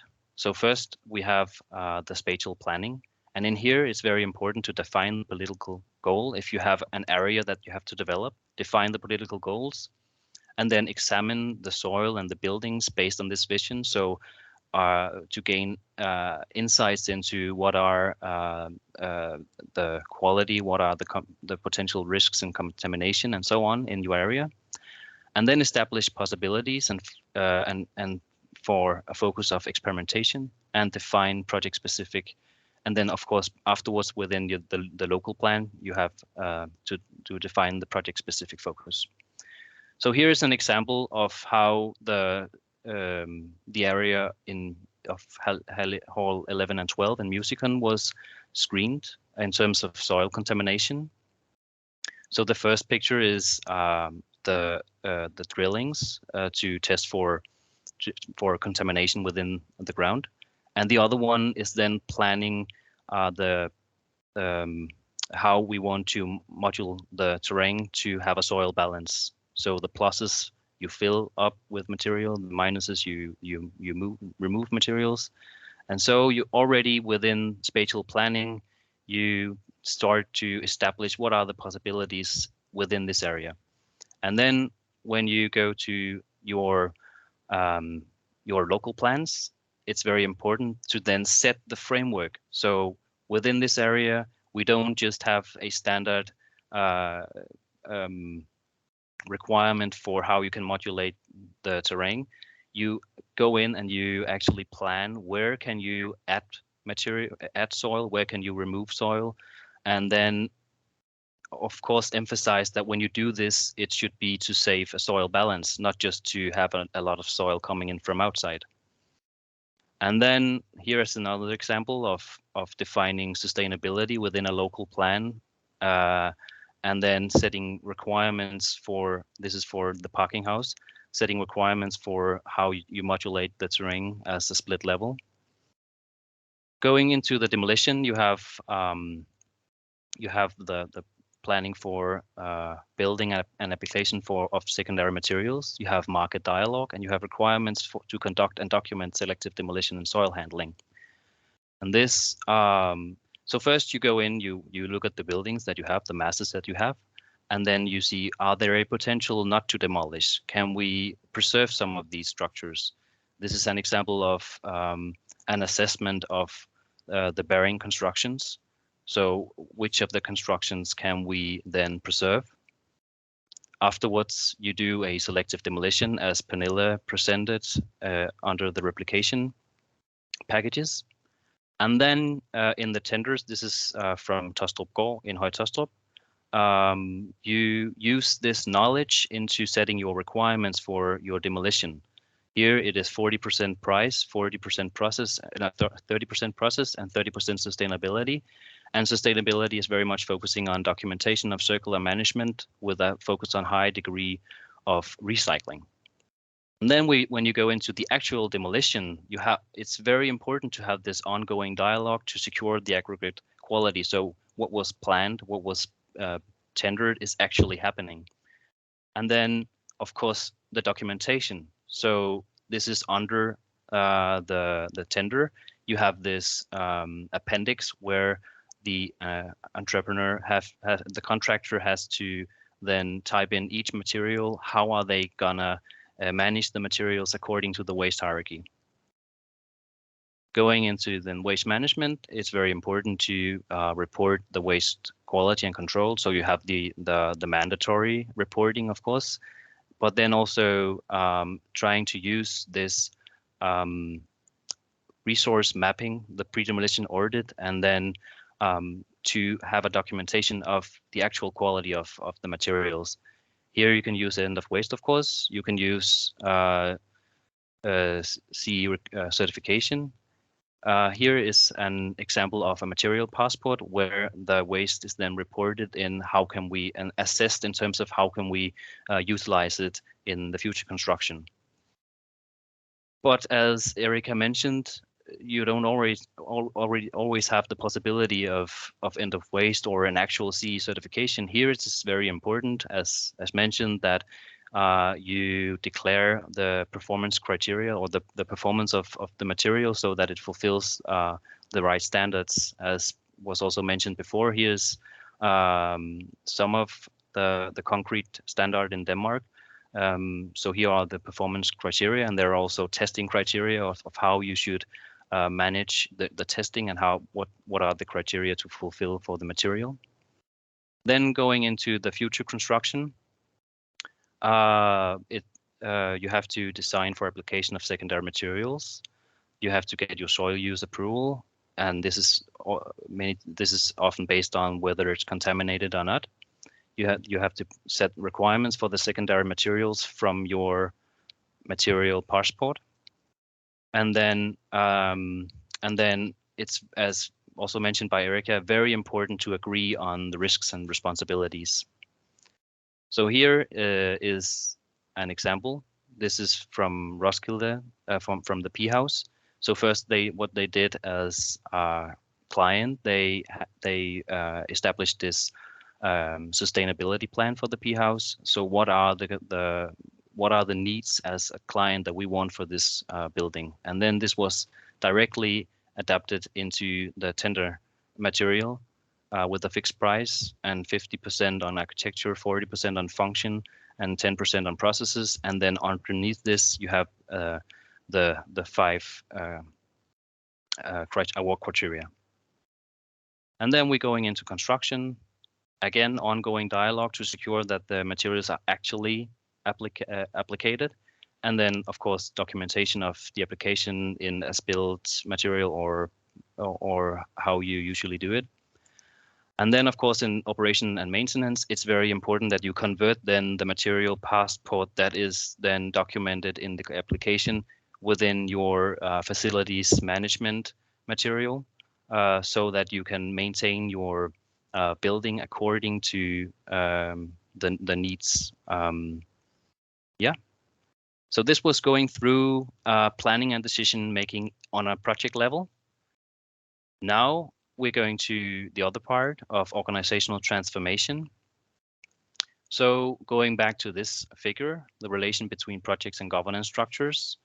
As I said, this should be a dynamic process. So we also focused on these different kind of levels in decision making. So you have the strategic level, focusing on policies and goals. And then you have the tactics, focusing on procedures, financial resources allocated, and partnerships and actor coalitions and so on. And then you have the operational level, focusing on the project implementation and also daily work. And then tying this together, you have the organizational learning, which focusing on how can you establish this dialectic relation on developing goals, developing procedures, applying them, and then feeding back to further develop the goals so that you gradually succeed in a circular transformation of your organization. Here is an example of Roskilde and Høje-Taastrup. So in Roskilde, in Høje-Taastrup, they had the climate action plan, focusing on different aspects of circularity, and this was then supported the town hall, the new town hall building, and then the learning was then gathered, and now they are in Høje-Taastrup municipality. They are creating a sustainability strategy based, and then which can be based on the results from the CityLoops project. In Roskilde, you had the property strategy with a more vague mentioning of sustainability as environmental, economic, and social. Then they built these resource sheds for wastes to resource, and then based on the experiences and knowledge that they gained within this project, they used it to make a property action plan, to then set as a criteria requirement that for each project we do a project sustainability plan. So then enforcing the governance structures to focus on sustainability and circularity, and this was then embedded within the parking house, as I showed before. So first, in terms of the strategic level, we did a mapping of strategies, policies, and plans across 4 of the CityLoops cities, and aligned it into different kind of strategies and different categories of objectives. So, and then also into medium to long-term strategies and operational strategies. And what we saw in terms of medium to long-term strategies was that circularity was embedded in the development strategy, property policies, procurement, business policies, utilities and waste programs. And the focus was on climate mitigation in terms of energy efficiency in buildings, to comply with the waste hierarchy, to promote circularity through procurement, also focusing on certification of buildings, and then market dialogue and to promote circular business. And in terms of the operational strategies, you have the climate action plans, and then you have the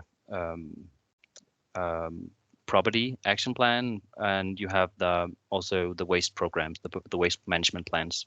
And here we saw then that this more vague goals of the medium to long-term strategies were then specified within these more operational strategies. So efficiency, the climate mitigation is then focusing on CO2 assessment and spatial planning. And complying with the waste hierarchy is focusing on better sorting and on a focus on hazardous substances and reuse in renovations. And the promotion of circular procurement is focusing on total cost of ownership and life cycle assessment of materials, and also on certifications. So these are some of the strategies that we saw, and objectives that we saw embedded that can promote circularity within the building environment. And so we also engaged in organizational challenges, and we saw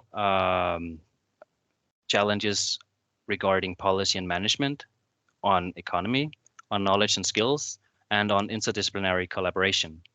And in terms of coping with these, we saw that you have to engage, again, both the levels of strategy and the grassroots innovation within operations to progress in circularity. So as very important to support political decision-making processes to gain this political awareness, and then to transform this vision into a mandate within management, allocate financial resources, room for experimentation, time for reflection and evaluation, and then how to evaluate sustainability based on these evaluations, and then slowly trying to operationalize political focus into guidelines. So from political support into an operationalization into guidelines. And then at the same time, very much focused on joint learning so that we can learn across different departments, time to organize networks, as we saw in some of the cities, establishing sustainability groups going across departments to address the sector division of tasks and economy, integrate sustainability early in the projects, which is of course based on how we value sustainability, and then to formalize involvement in joint projects so that it becomes a more systematic procedure. So almost at the end, we also had some workshops focusing on how can we overcome these challenges, and we have these 7 actions. So we have strategic actions, very much focusing on strategic alignment. How can you develop clear goals? How can you integrate the goals and actions from general strategies in more sector-specific strategies as the one we mapped? And then in terms of tactics, how can you then adopt the strategies across departments? First, establishing a common language, then making sure to allocate budgets for circular development, identify key internal stakeholders, and make room for grassroots initiatives for experimentation. And then, of course, in terms of practices and procedures, to develop implementation plans for sector-specific strategies, develop procedures and guidelines. And then what we saw both in Roskilde, and we saw it also in Seville, we saw it also in Bodø, to focus on a specific area is a very good way to develop or to mandate experimentation, because then you focus on this area is our development area, and here we can experiment. It could also be across different types of buildings, like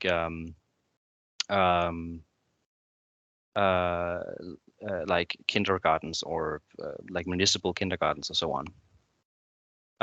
And then also to establish a physical and digital material ban, we also saw that very important. And in operational actions, circular projects, early screening of circular potential, initiate project with the sustainability plan describing the targets based on this screening of circular potentials. Knowledge sharing is very important to develop systematic evaluation process to establish a sustainability group we saw, formalize early involvement, and develop a platform for and template for inspirational cases to then again feed back into policymaking.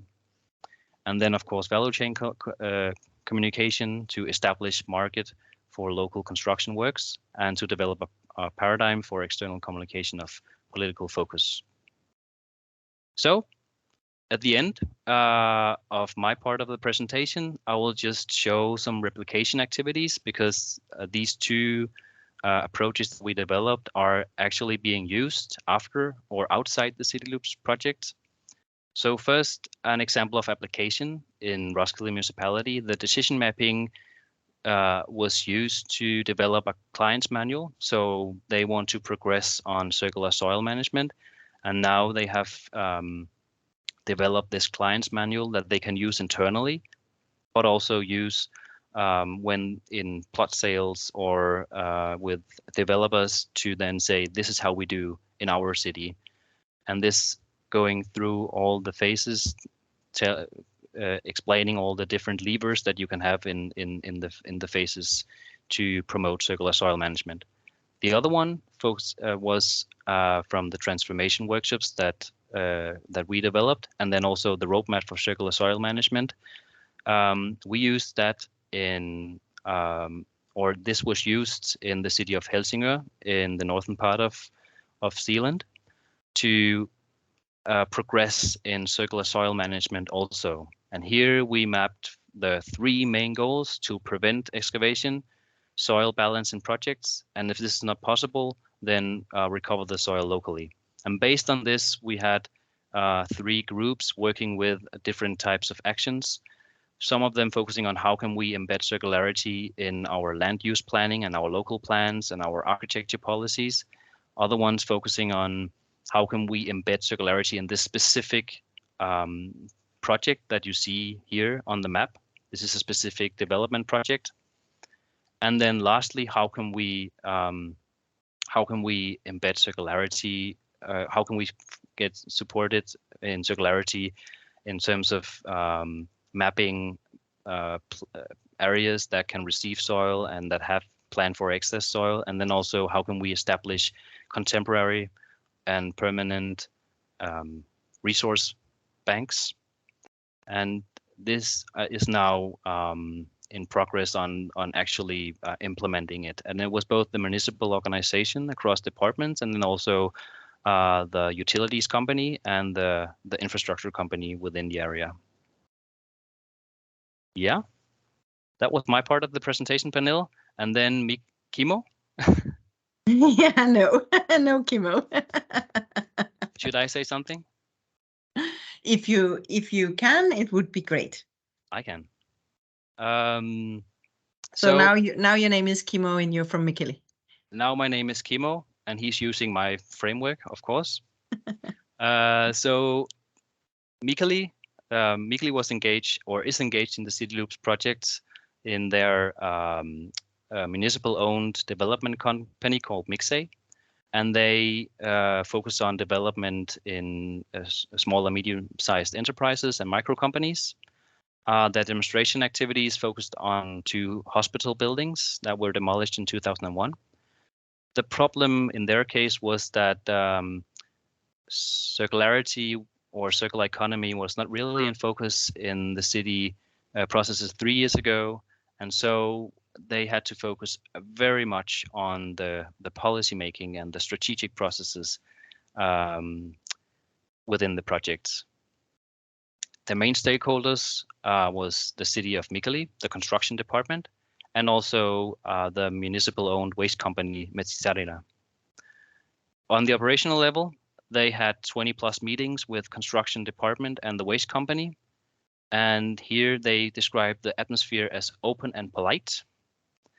And then the challenge was that all the CDV that is demolished within the city, within the buildings within the city, they are mandatorily transported to the municipal waste company.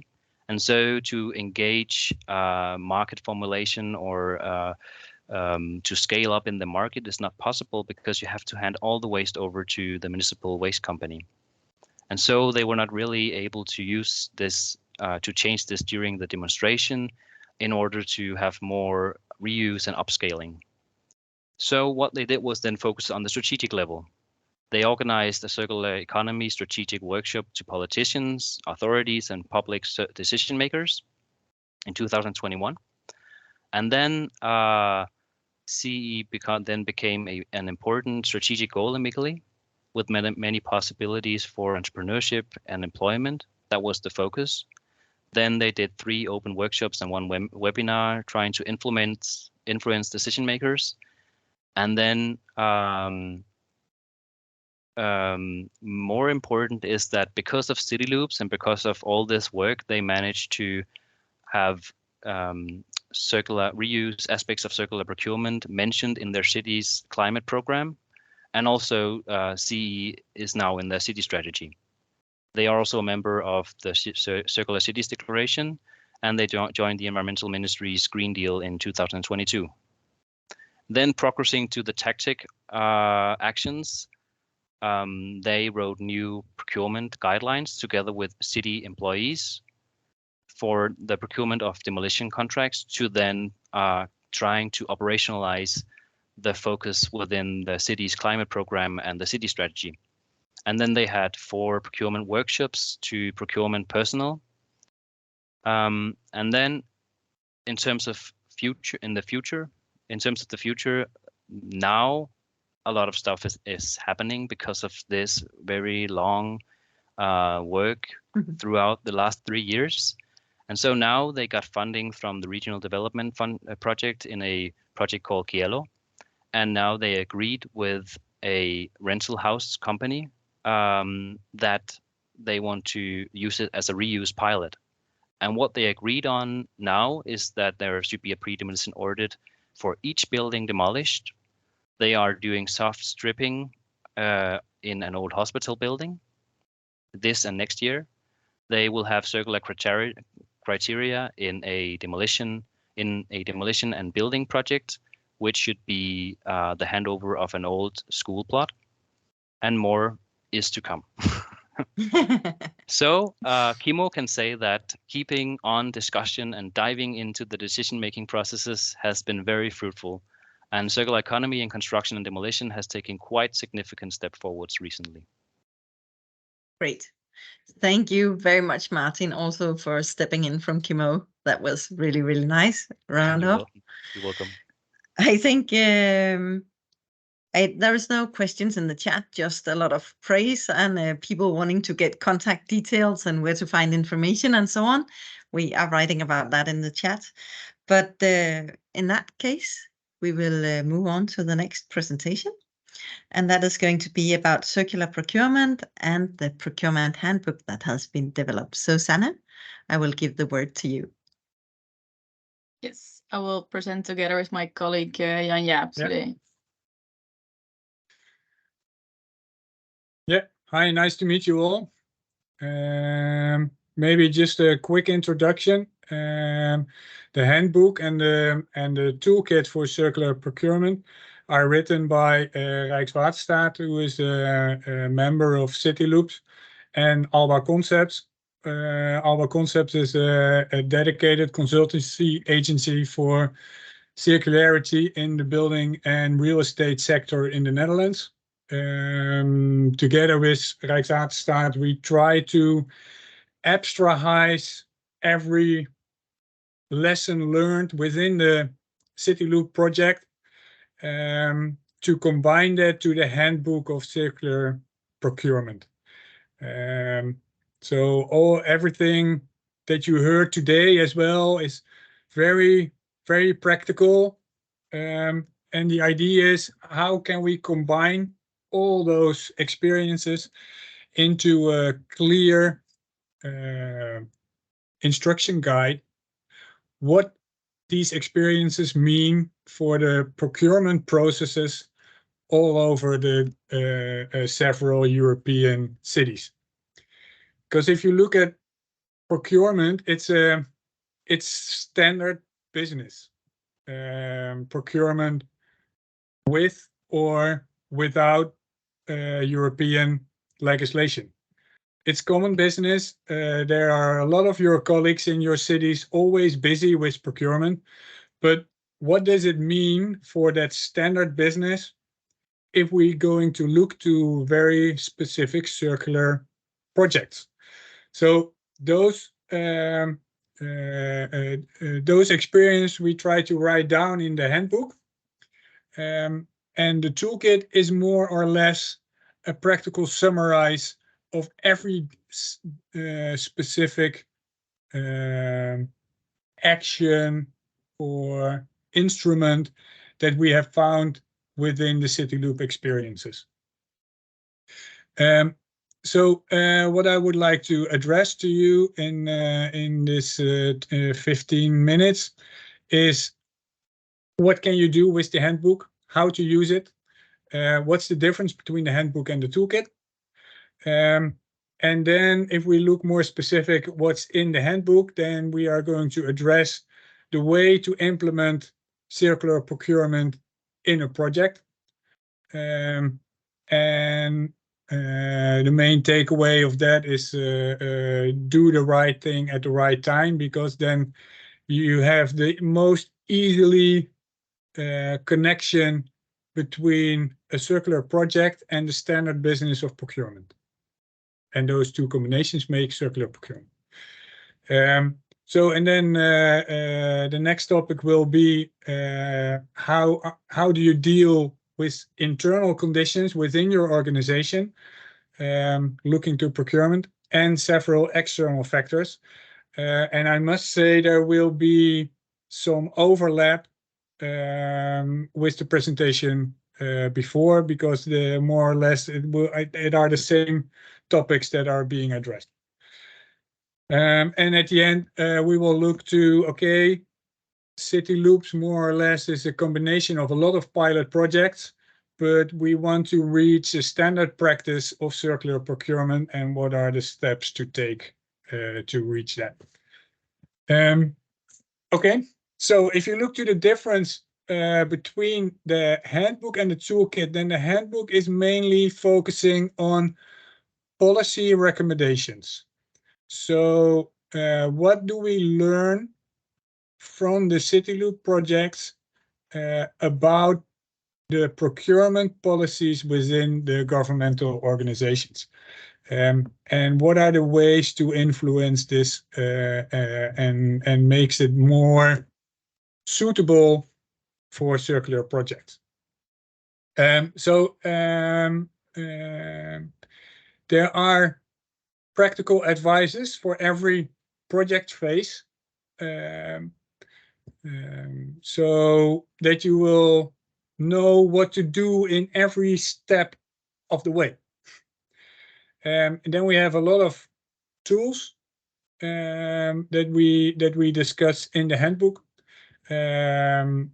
It's about scalability. So how can we do this over and over again, and will it be a standard procedure? The structure of the handbook is consists of 5 chapters, where the main takeaways of the CityLoops experiences are in. And in every chapter, we emphasize the importance of the specific takeaway, tools that we found, and how to align this with regular policy. Well, on the other hand, there is the toolkit. And the toolkit is really focusing on the practical solutions and instruments that are used. So in this toolkit, it are very clean explanations, shows the the instruments that are used, shows the advantages, shows the, well, more or less things that you need to consider in using the tool. It is a more of a practical overview. And at the end of this presentation, Sanne will walk through the toolkit. So you all have an idea about that it is really a box with instruments that you can use every time that you think it is appropriate. Okay. Next, Sanne, please. Yes. Okay, so the first key takeaway of the CityLoop project is focusing on how to implement circular procurement in your project. And it asks for different actions in every specific phase of the procurement process.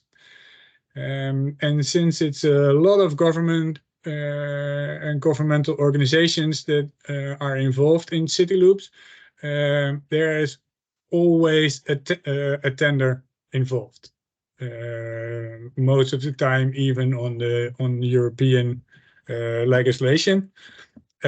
But you can, where we speak about tender, it is easily to change that into a more private way of contracting partners. But if you look to the pre-tender stage, for example, focusing on SMART goals, what do you want to achieve, and how does this align with the more strategic goals of your organization? I will come back to that more clear. I will come back to that later, more in detail. And in the tender phase, it's also a matter of, okay, finding the criteria, the circular criteria that match the circularity of your project, so that you can also select the partner that fits the best on the circular aspects of your project. And then very important in the post-tender stage is that together we develop the benchmarks of the and that we also, after the CityLoop projects, are capable of sharing the lessons learned. Okay, next, Sanne, please. So for the specific part, I would like to go deeply in that when Sanne is presenting the toolkit, because this shows the different tools and instruments that we have found during our research and working together with the CityLoop project.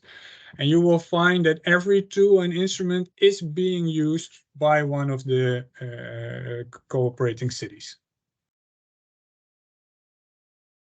Yeah. Yeah, okay. So, and then the next key takeaway is how to deal with the several internal conditions and the external factors that you are always going to deal with when you start a procurement process. Also, if you want that procurement process to be a circular procurement. And it starts with trust. There's a pretty large chapter in the handbook how you can start building trust within your own organization and also with the partners that you would like to work with. So where the traditional procurement is more or less based on a blind wall between the public organization and the private partners, going to a circular procurement will mean much more openness and transparency, leading to performance-based contracts. Sharing the knowledge that has been emphasized also in presentations before. Make sure, and maybe this is an open door, but it's really one of the most important things to get circularity out of the pilot atmosphere. So if you want to work more circular on a consequent base, then it's very important that the commitment of senior management in your organization is there, and that the actions to take is not only for your project, but that they are written down for all the involved departments. Total cost of ownership has been addressed. It's very important as one of the financial resources that makes more sustainable solutions possible. And align with existing structure and policies about a more sustainable development. That's also a large recommendation. Yeah, we had this example, but I think it's been explained in the previous presentation. We can go to the next slide. It has been explained very well, and what our takeaways were for circular procurement, you can read back in the handbook. Next, Sanne, please. So then there are also external factors that you will face during a circular procurement process, and we were able to categorize that in five different categories, which are focusing on the frameworks and the incentives, which are focusing on the engagement, which are focusing on, okay, is it possible to align with international agreements on sustainability? For example, the Sustainability Development Goals of the United Nations. Some economics motivating incentives, grants, subsidies, tax, also a more TCO approach. And the TCO approach in itself will mean that most of the time you have to involve a lot of different departments within the governmental organization, and working together. It's all more written out in the handbook. Okay. So Sevilla showed how it worked to encourage collaboration with different stakeholders to make the circular procurement a success. Next one, Sanne, please. Yeah, and then it was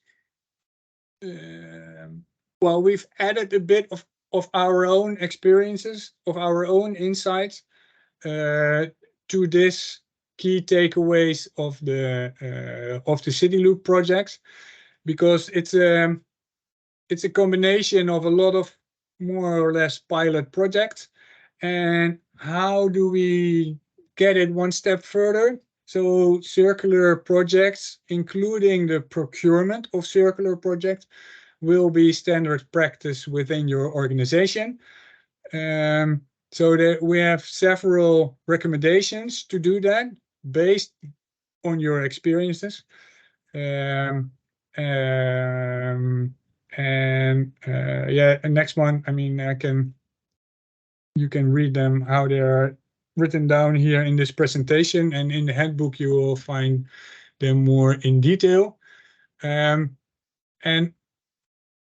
I would like to address actually the last one, the public tendering rules and legislation might be experienced as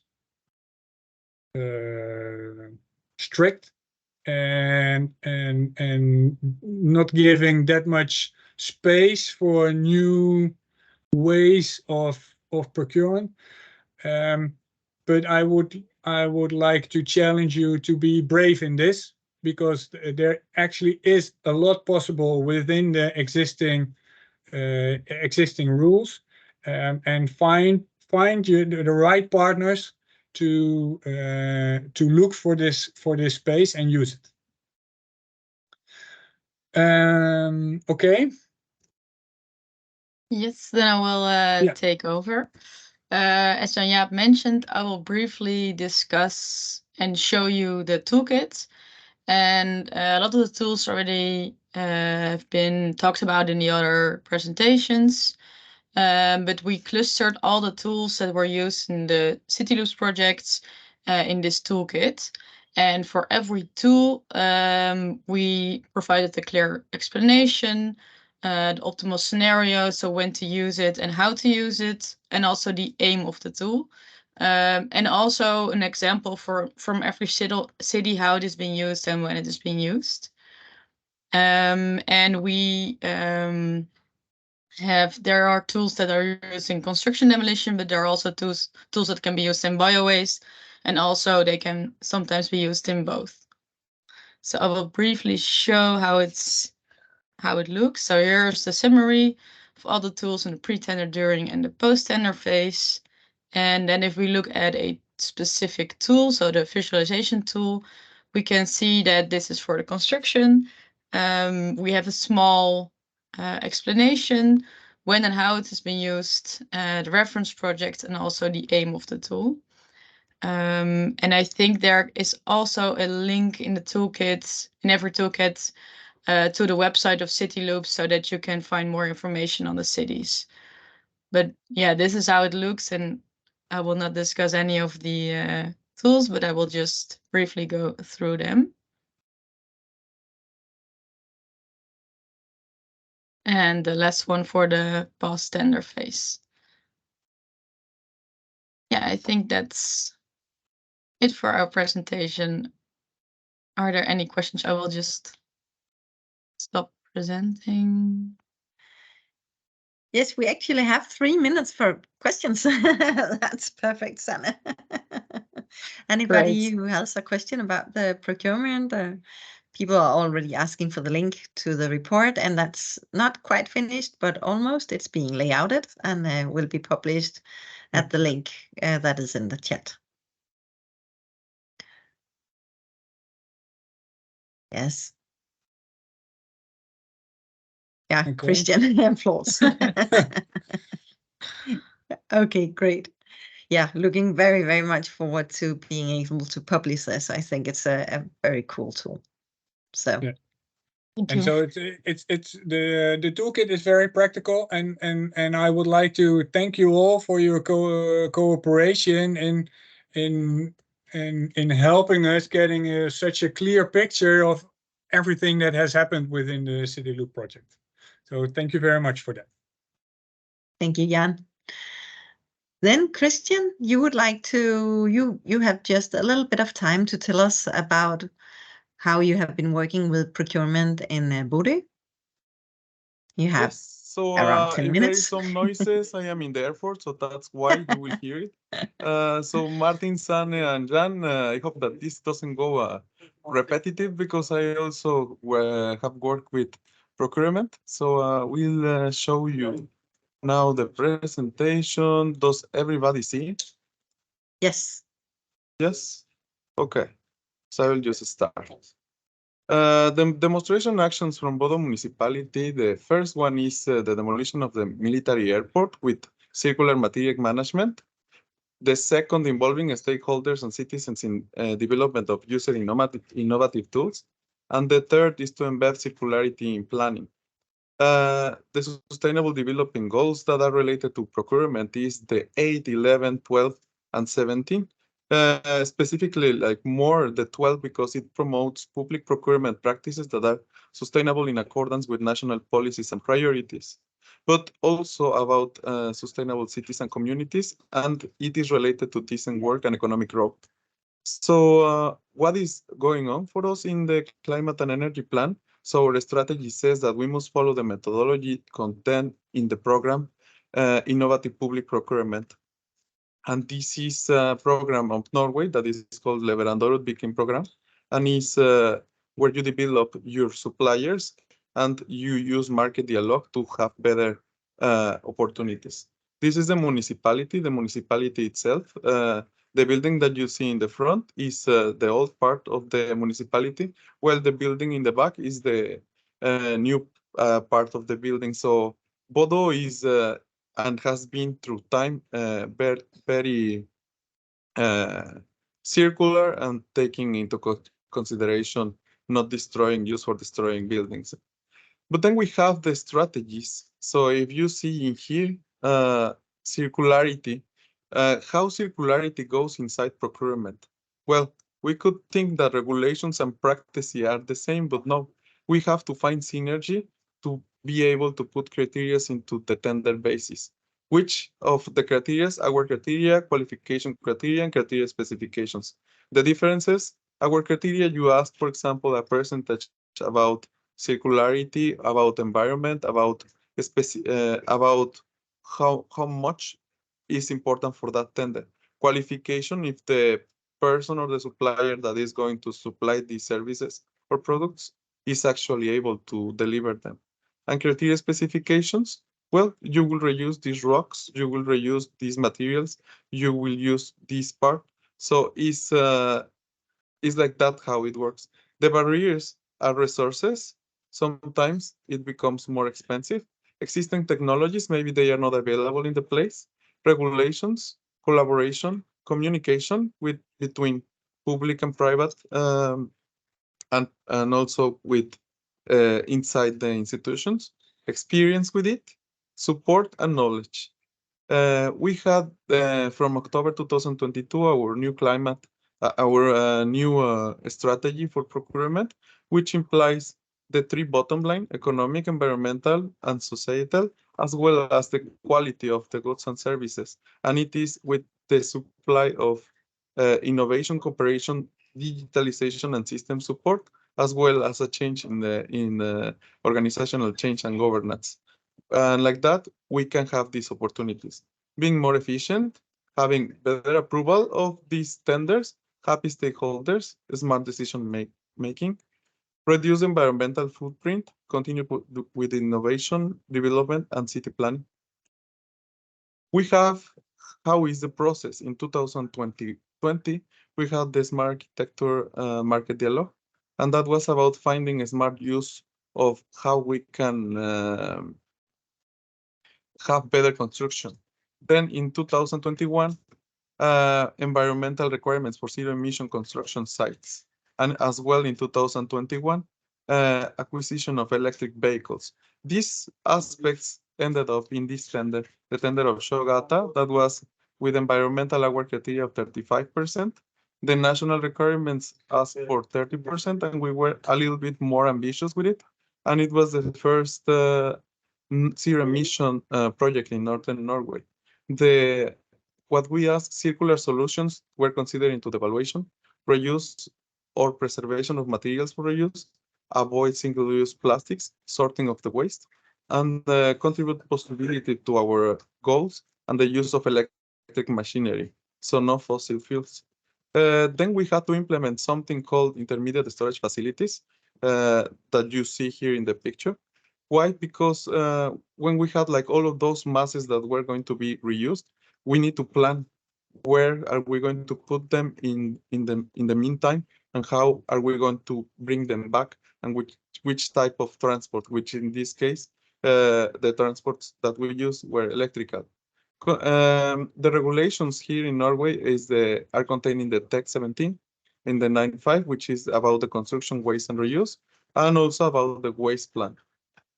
More about them, like the important part of this is that you see in Number 2, products must be selected that are suitable for reuse and material recycling. Building must be designed and built in such a way that they are arranged for later dismantling when it can be carried out with practical, financially sound framework. This is why we don't want to destroy and source the materials from our mountains. And well, we have a video about how we did it and where it was. Like this is in Beacon.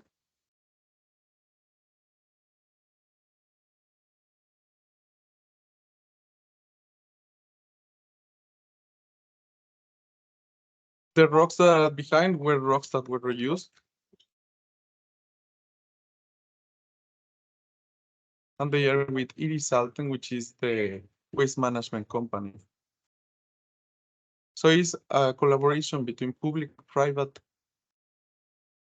and the actors involved into the tender process. So I will pause this one. Escape this. And then we go to the next. Oh, no.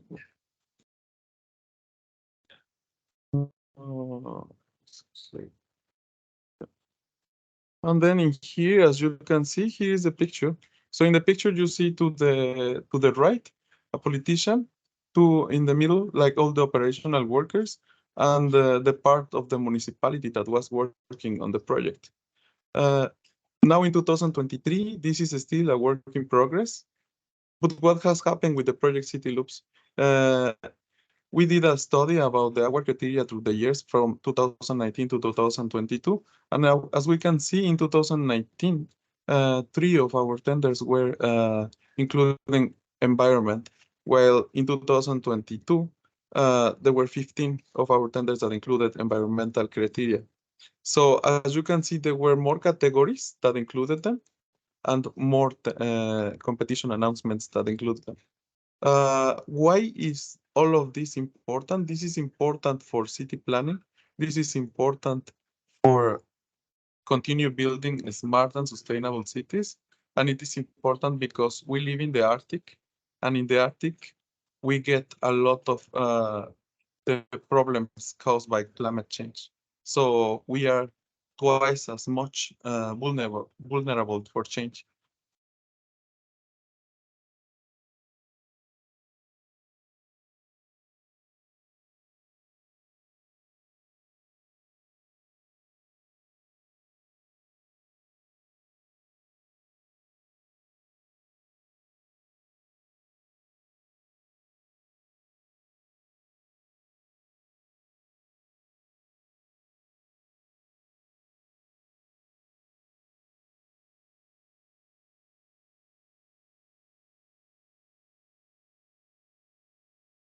These are the shelters in the airport that were not designed to be destroyed. They were designed to stay. But we can reimagine how we can use them.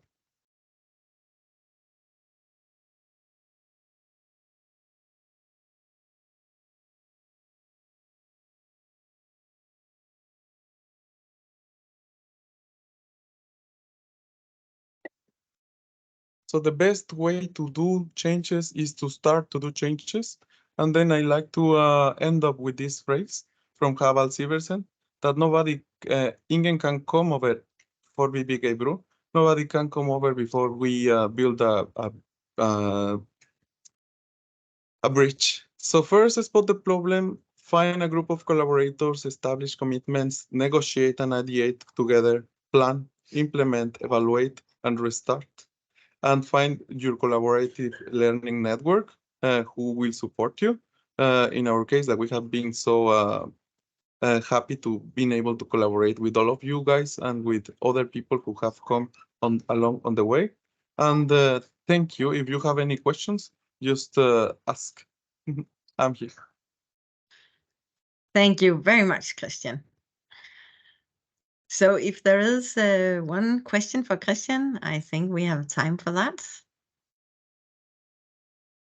I know that it is, yes.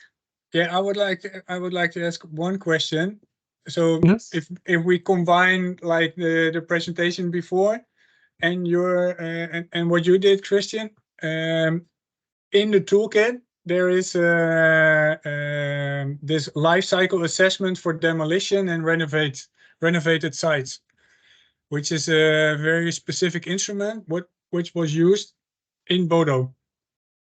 In Bodo, it was used material mapping. We did a in collaboration with metabolism of cities. We had the circularity hotspot analysis. We had the life cycle assessment. We had a collaboration with a project called CityLoops, where we map the construction materials of buildings, that which ones were constructed by wood, which ones were constructed by what is this, cement, and we have been doing for example, we use one of the tools from Mikkeli in London School, which is Material Mapper, to see what were the possibilities to reuse. And based on that, from that school, there was a donation for a local charity, and it was helped with the local waste management company to transport those donations of construction secondary materials. Yes. And so it's okay. And did the tool help you to make your procurement process more suitable for a circular project? Did it help you to quantify your environmental criteria, for example? We have done, for example, the business case that you can find in our demo report, and then in there we have spread how much have we spent and what is the cost of not doing that. So yes, the tools have been very, very helpful for us to see how much can we expect of an impact from one project and what is the expectation from another one. Yeah. Okay. Well, thank you, Pernille. That was to connect the dots. Yes, thank you. Thank you very much. Thank you, Christian, for a very nice presentation, and I'm very envious of those last pictures. And Klaus, can you match those with pictures from Roskilde? I don't know if I can match. This is absolutely marvelous. I know we've been into Bodo, so it's a very special area. Thank you, Pernille. I'll try to take you through some of the key findings we made in Roskilde in relation to how we handle obstacles of concrete in the ground and also of soil, and also how risk and responsibility was giving us new tools. We are still seeing Christian's slides. Sorry.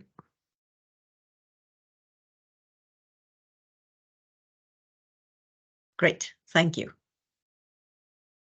So this is the final deep dive of the day. It's the final deep dive. And first of all, I'll apologize a little bit if my voice is a bit rusty because have been down with a small cold. But as mentioned, I'll take you through some of the key findings in regards of the obstacles in the ground and concrete in the Roskilde. Roskilde was participating in CityLoops mainly with projects situated in Musicon. This was mentioned already earlier, but Musicon is a very, very special part of the city in Roskilde that we have been very fortunate to have as a playground, so to speak.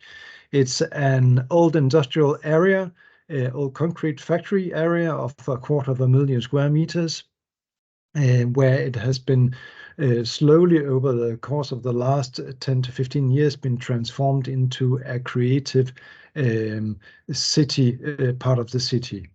The focus has been on maintaining a lot of the physical structures in the whole area. And that means that we, from day one, had experience of both transformations and also of maintaining materials on site with all the practical thoughts behind it, even before there was something called circular economy, at least in our consciousness in the municipality. So we already had several big buildings being carried out where we could see the load-bearing structures from the old concrete factory halls, and the atmosphere in the place is oozing from this maintaining of both atmosphere and structures. So that's the frame of where we threw ourselves into the CityLoops work and all the demonstration actions. I'd like to start with like a turning point, at least for the team that was involved with the demonstration actions in the CityLoops, and that was when we had to establish a series of small sheds for waste. These waste sheds were planned to be 100% circular, and that meant that we tried to search for materials in the whole area. This was even before the CityLoops project started. And in order to make these sheds, we had to have some foundation works made in advance. And we chose to make them of recycled concrete. And before we could mold these foundation works or the plates, slates under the sheds, we had to carry out the standard procedure of testing the soil for both environmentally hazardous materials and also for the load-bearing capacity. And the standard report in Denmark, when you ask for these things, is not taking into consideration what kind of risk that's associated with the building itself. It's just looking at the footprint of the building and how the report is dealing with how we should deal with the ground below it, beneath it. And in this case, we were, by the report, told that we should remove 7 meters of soil below ground level in order to get to the firm ground where we could start to build up a new foundation. And this is a small shed we're talking about. So there was something inside the team that was triggered by this, and it cannot be true. This is simply not, it doesn't make sense that we have to take 7 meters of soil, take it out of a hole, and replace it with the virgin materials from gravel. This is an absolute waste of material. So we had a dialogue with the contractor on site saying, okay, if we put aside the report saying that we have to deal with this 7 meters have been to be excavated, what would you do in your case if it was a private construction you had to carry out in your own property? And he said, I would just scrape up the surface because the surface looks very good here. It looks like it's nothing wrong with the soil. And we said, okay, we'll take the risk as a building construction clients. And you do that exactly the same thing as you suggested. And this is what happened. As we can see the picture here, we have excavated some of the soil, but that was in order to make some deep containers for waste. But the main area where the foundation work should be situated, we just cleared the surface until it was ready for the molding of the concrete. And then we put out concrete directly on the ground, even without reinforcement. In the picture in the lower part, you can see there's a reinforcement bars in the concrete, but they were removed actually to minimize risk, because there's a small risk that because we didn't have followed the advice of this report, there might be a small setting in one of the corners of this plate, and then there might be a crack in concrete. And in that case, it'd be more safe without the reinforcement. But again, we ended up with a very, very low practical work where we were able to get a lot of experience in how to have negotiation across the different parts of the value chain and the different market actors, and trying to find out where is the problem. Why can't we do as we would like to do? Something more pragmatic, something more simple, where we are trying to have focus on buildability, have focus on how to achieve the right result instead of the cheap result, or instead of the easy result.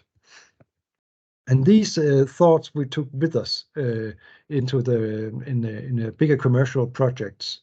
I'd just like to mention a small thing. You can see in the top right corner here, there's a small crack in the concrete or mark. This was made in order to, if there should be any small settlements in the ground, then we would already have reintroduced a cracking an area where it would crack, so we could spot it. But until now, after I think it's 3 or 4 years, nothing has happened. It's still standing very nice there. And the house itself is being made 100% from recycled materials like all the other sheds. And this idea started to grow in the organization, that we have to have a much more intense dialogue with the market. We have to talk with each other in order to make things happen in a positive way. There should be trust reintroduced into the dialogue. We should have faith that everybody wants to achieve a better result, and we should also try to optimize the gains from each party. Again, if I, as a construction client, I might have one focus of what risk is for me, but that is not necessarily the same risk as the contractor would have or the advisor would have. So if we talk together, everybody has to take the risk that is appropriate for them. That means sometimes the risk is situated and responsibility is situated better in my courtyard as a construction client, and sometimes it's situating better at the contractor site. But there has to be an open dialogue about these things, so we can optimize the process and have a very transparent process associating all these things. This again led to that we start formalizing this a bit more. We started introducing risk mapping very early in our processes. That meant that we very early started having an internal discussion in the project team inside the municipality of where anyone had the idea of the possibility of a risk being situated, and if there was a risk, how can it be either eliminated or isolated or maybe shared with somebody else, or maybe you could take as a construction client, we could take the responsibility and the risk upon ourselves. Again, these 3 elements are very important in the way we think about them. Is risk, responsibility, and consequence. The consequence if we go back to the example with the waste shed, well, the consequence is very little. Therefore, we did not have a problem with taking the risk and responsibility as a municipality. In other cases, if you have a kindergarten with a load-bearing structure made of direct reused concrete elements, it's a completely different case. But again, here, going through the risk mapping, we are able to very early in the planning process to identify and isolate the risk elements and start addressing them, both internally and also with the market. This means that we have to start earlier than normal in normal procedures. And that leads to early market dialogue. The early market dialogue is one of the things that has made it possible for us to gain anything, because we get so much information from the market when we talk to contractors and advisors about these things. When you start opening up for this discussion, opening for the possibility of sharing risk and responsibility in a different way than normally, then it becomes a very fruitful dialogue indeed. And this leads to optimization. And also keeping this mindset all the way through to the building phase is very important. In the building phase, we have to maintain the focus in order not to fall back into the usual structures where everybody's reacting in the same way, and we are putting ourselves into corners and going into conflicts very quickly when the things emerge. So this is keeping the open dialogue, keeping the transparency and the trust all through the process is absolute key element in this. Now I'll go through one of the main examples we have made in the CityLoops. It's the parking facility, as mentioned.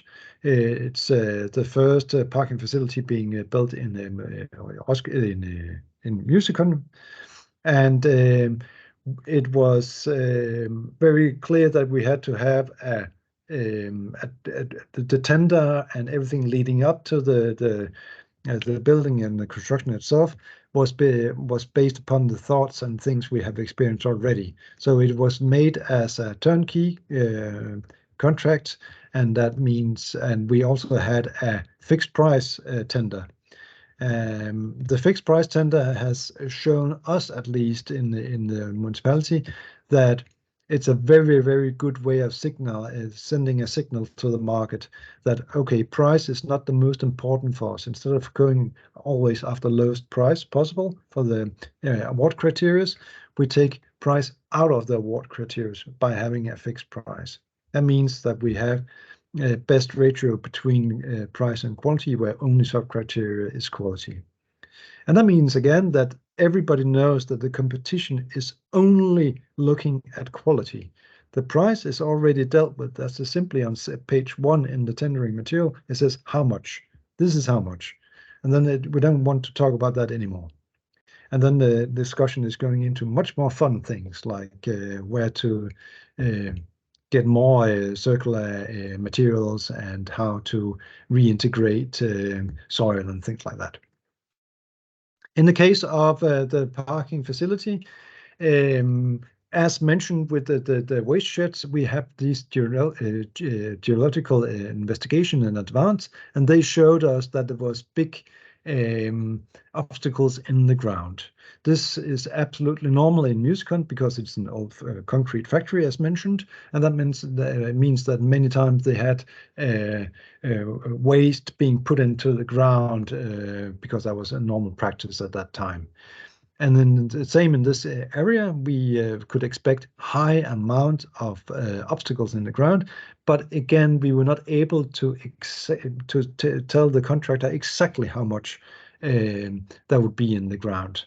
So therefore, we went into the contract with the contract on the negotiations about the contract with a very transparent mindset. We said, we know there's something in the ground. What do we do?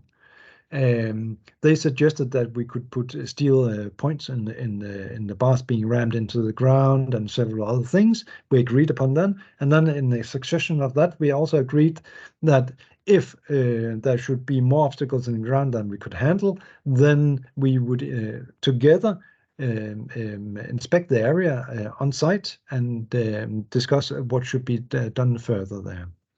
So they started digging, and sure enough, things were coming out of the ground more and more. And by the day, each day, more obstacles were coming out of the ground. And after a week or two, the contractor called me and said, we have to meet. Now it's too much. As you can see in the picture, it was even hard for them to work in the site because of all the obstacles piling up. We met on the site, and we discussed how it can be dealt with, and the only thing which would be reasonable was to get rid of them. All these obstacles should be simply dug out of the ground, and then a normal procedure would be that the obstacles would be, the contractor would say, okay, we'll put them on trucks, we'll take them to deposits, and we'll weigh them, and you'll, as a construction client, you'll pay by the ton, and then we'll replace them with virgin material gravel. We, instead of this, said, take out all the obstacles and place them just outside the fence of the building site in big pile. Then we, as the construction client, would take the responsibility of the concrete from there. We had it measured and tested for the appropriateness of it being rebuilt as a concrete, and for environmental hazardous substance. And then we had a crushing entrepreneur coming by and crushing all the material on site. We asked simply the contractor to take and make a big pile of mixed aggregates or mixed crushed concrete, and then a fine coarse 0 to 4 millimeter on the right, and a coarse aggregate on the left, 4 to 21 millimeters for aggregates in recycled concrete. And that meant that when this process was over, the contractor did not experience that his process has been slowed down by these obstacles in the ground. He did not feel that there was any discussion about what should be done, because we took the responsibility as a municipality for this material. And then afterwards we could say to them, now you can take with the same truck or the same machine you just delivered these big obstacles outside the fence, you can tick them again and insert them in the hole inside them, the building site as a foundation works under the parking facility. And then there's no economy associated with these things. The contract was paid by the hour of taking out the obstacles of the ground, and that's it. In the end of the process, we ordered again as a municipality. We ordered a special entrepreneur to come and mix the aggregates to new concrete, and it was molded in the bottom of the parking facility. So the whole bottom of the parking facility is made of recycled concrete by now, from the same concrete that came out of the ground in the same site. So it's very, very local, everything, and the whole process was very rational and very transparent for everybody. And shortly, when it comes to the economy associated with these things, as I mentioned, normal procedure would have been a drive-away scenario where we would have had to pay for demolition, loading, and disposal and transport of the concrete residues. And then we would have to pay for the delivery installation of the new gravel fill. Instead, as mentioned again, we were able to recycle all the materials on site, and in total we ended up with a saving for the municipality of 56,700 euros, and 6 tons of CO2 was saved in driving with these materials. And this is quite a small building site compared to some of the bigger ones.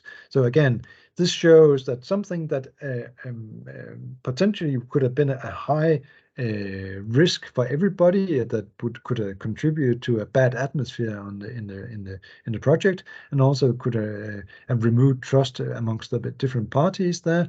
We ended up with a process where everybody trusted each other much more, and everything was dealt with in a transparent way, and the timetable was kept. The contractor left the site on time. He was happy, he got his money, and we were happy, we got our house. And again, we saved both raw materials and a bit of CO2 in the process. This is also when it comes to the specific part of the recycled concrete itself, as Erika also mentioned in her talk. There's an almost identical price with the recycled concrete as compared to new concrete. I would say, as a construction client, doesn't have any importance, the price difference, a few euros, nothing. And then I want to mention that in the CityLoops, I think Pernille also mentioned it earlier, we have been developing a couple of CO2 calculators. Very, very simple calculators that are able to give an early estimate of where the biggest saving potential is in 11 different fractions. So this is a tool that is available on the CityLoops site. Everybody can use it, and it's very easy to get a very quick overview of how to save CO2 and where the focus should be. Lastly, I was just mentioned that from directly springing from the experiences we gained in CityLoops, we have started, also as part of the CityLoops, we started investigating the possibility of direct reuse of concrete elements, taking out of buildings and being able to rebuild them directly into new buildings without crushing them. This is where the biggest, by far, saving potential is when it comes to CO2. We know that there's a high amount of these hollow core slabs coming out of the buildings in the near future, so there's a huge potential there. And we are very much looking forward, and we are working with a lot of different parties on this one, because there's a lot of focus on this right now. And there's a feeling that everybody actually wants to go in the same direction. So it's a very, very promising aspect there. And again, as also Erica ended up with mentioning, it's very nice, that transformation, looking at what we already have, is the most important part we can do, especially as a municipality. We have to be able to maintain much more of the buildings we have, and keeping both functionality, atmosphere, and quality at the same time. That's it. Thank you. Thank you very much, Klaus. That was really well done as the last presentation of the day, and a very good one, I think. Very, very interesting what you have been doing and what you are doing. I can see that Gilly has a question in the chat. She says, fabulous project, really interested to hear about how the concrete panel reuse goes. What's the best way to follow progress? Well, we're trying to share everything that's being done, and I also know that a lot of the experiences being monitored by the Technological Institute, actually, is being put out in different papers. So there are coming out papers on these things as along with the experiences are growing. And the minute we have the possibility to reintegrate them into new buildings, these slabs, we will also we'll talk about it, and we will make small papers about it and try to share the experience as much as we can. Thank you. And otherwise, reach out to us, and of course, we will try to respond when we know something new. So we are at the end of the day. Is there any final questions for Klaus or any other of the presenters? Otherwise, I'm going to sum up what we've heard about. It doesn't seem like it. It's also been, we know it has been a long time with all the presentations today, but we had a lot to say. We have been doing a lot of things that we would like to present. And I gather that you see my slide now. And the slide that I have chosen for the final roundup of this meeting is this one where you can see we call it the blame game. And this is where you have all the different actors in the value chain, and all of them point to each other saying that if only the construction clients would ask for selective demolition, we would be ready, the demolishers. The construction client says if the architects were able to see the accessible reused materials, they would include them in the designs. The architect says if the consultants would be more open to experiments, we could include reused materials. The consultant says that producers of the secondary construction materials should certify their products, and so on. So this is what we have experienced in CityLoops, and I guess in a lot of other projects as well, that all of us, none of us can do this alone.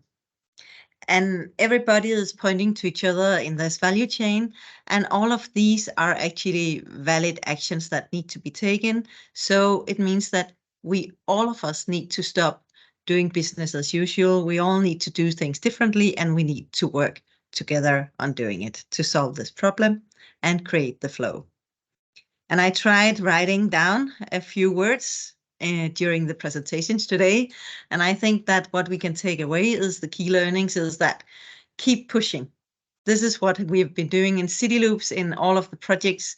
People have been adamant that they wanted to go this way, and they have kept pushing. And then when they met a barrier, they try to circumnavigate it and find another solution and so on. So keep pushing and find an angle to create strategic mandate in your organization or strategic support so that you can more easily make the rest of the organization follow and agree to doing this. And in the construction projects, well, first of all, more time. You need to start really early if you want to make circular construction easier. You also need to spend more time on the process, at least in the beginning, with the screening of the buildings, selective demolition, and so on. So it's very important that you have time for this process. Also, It's important that you have time to collaboration and dialogue with the different actors in the value chain. As you have heard again and again today, this is mandatory. This is where you can create the trust between all of those actors. And if you have the trust, you can create flexibility in solving problems, addressing risks together, which also, by the way, needs to be done from the beginning of the project. But then you also have the trust and the flexibility to solve the problems as you go. So I think these are some of the core learnings from CityLoops, and I hope very much that you are going to visit our webpage, cityloops.eu, and there you will find all of you'll find the handbook of circular construction, which is mostly for municipalities that are starting or early in the process of working with circular construction. We have also the handbook on circular procurement, and we have then the 9 replication packages with the different topics. I hope you have been happy about this final webinar. We have been very, very happy about the CityLoops project, and thank you very much to all of the wonderful partners.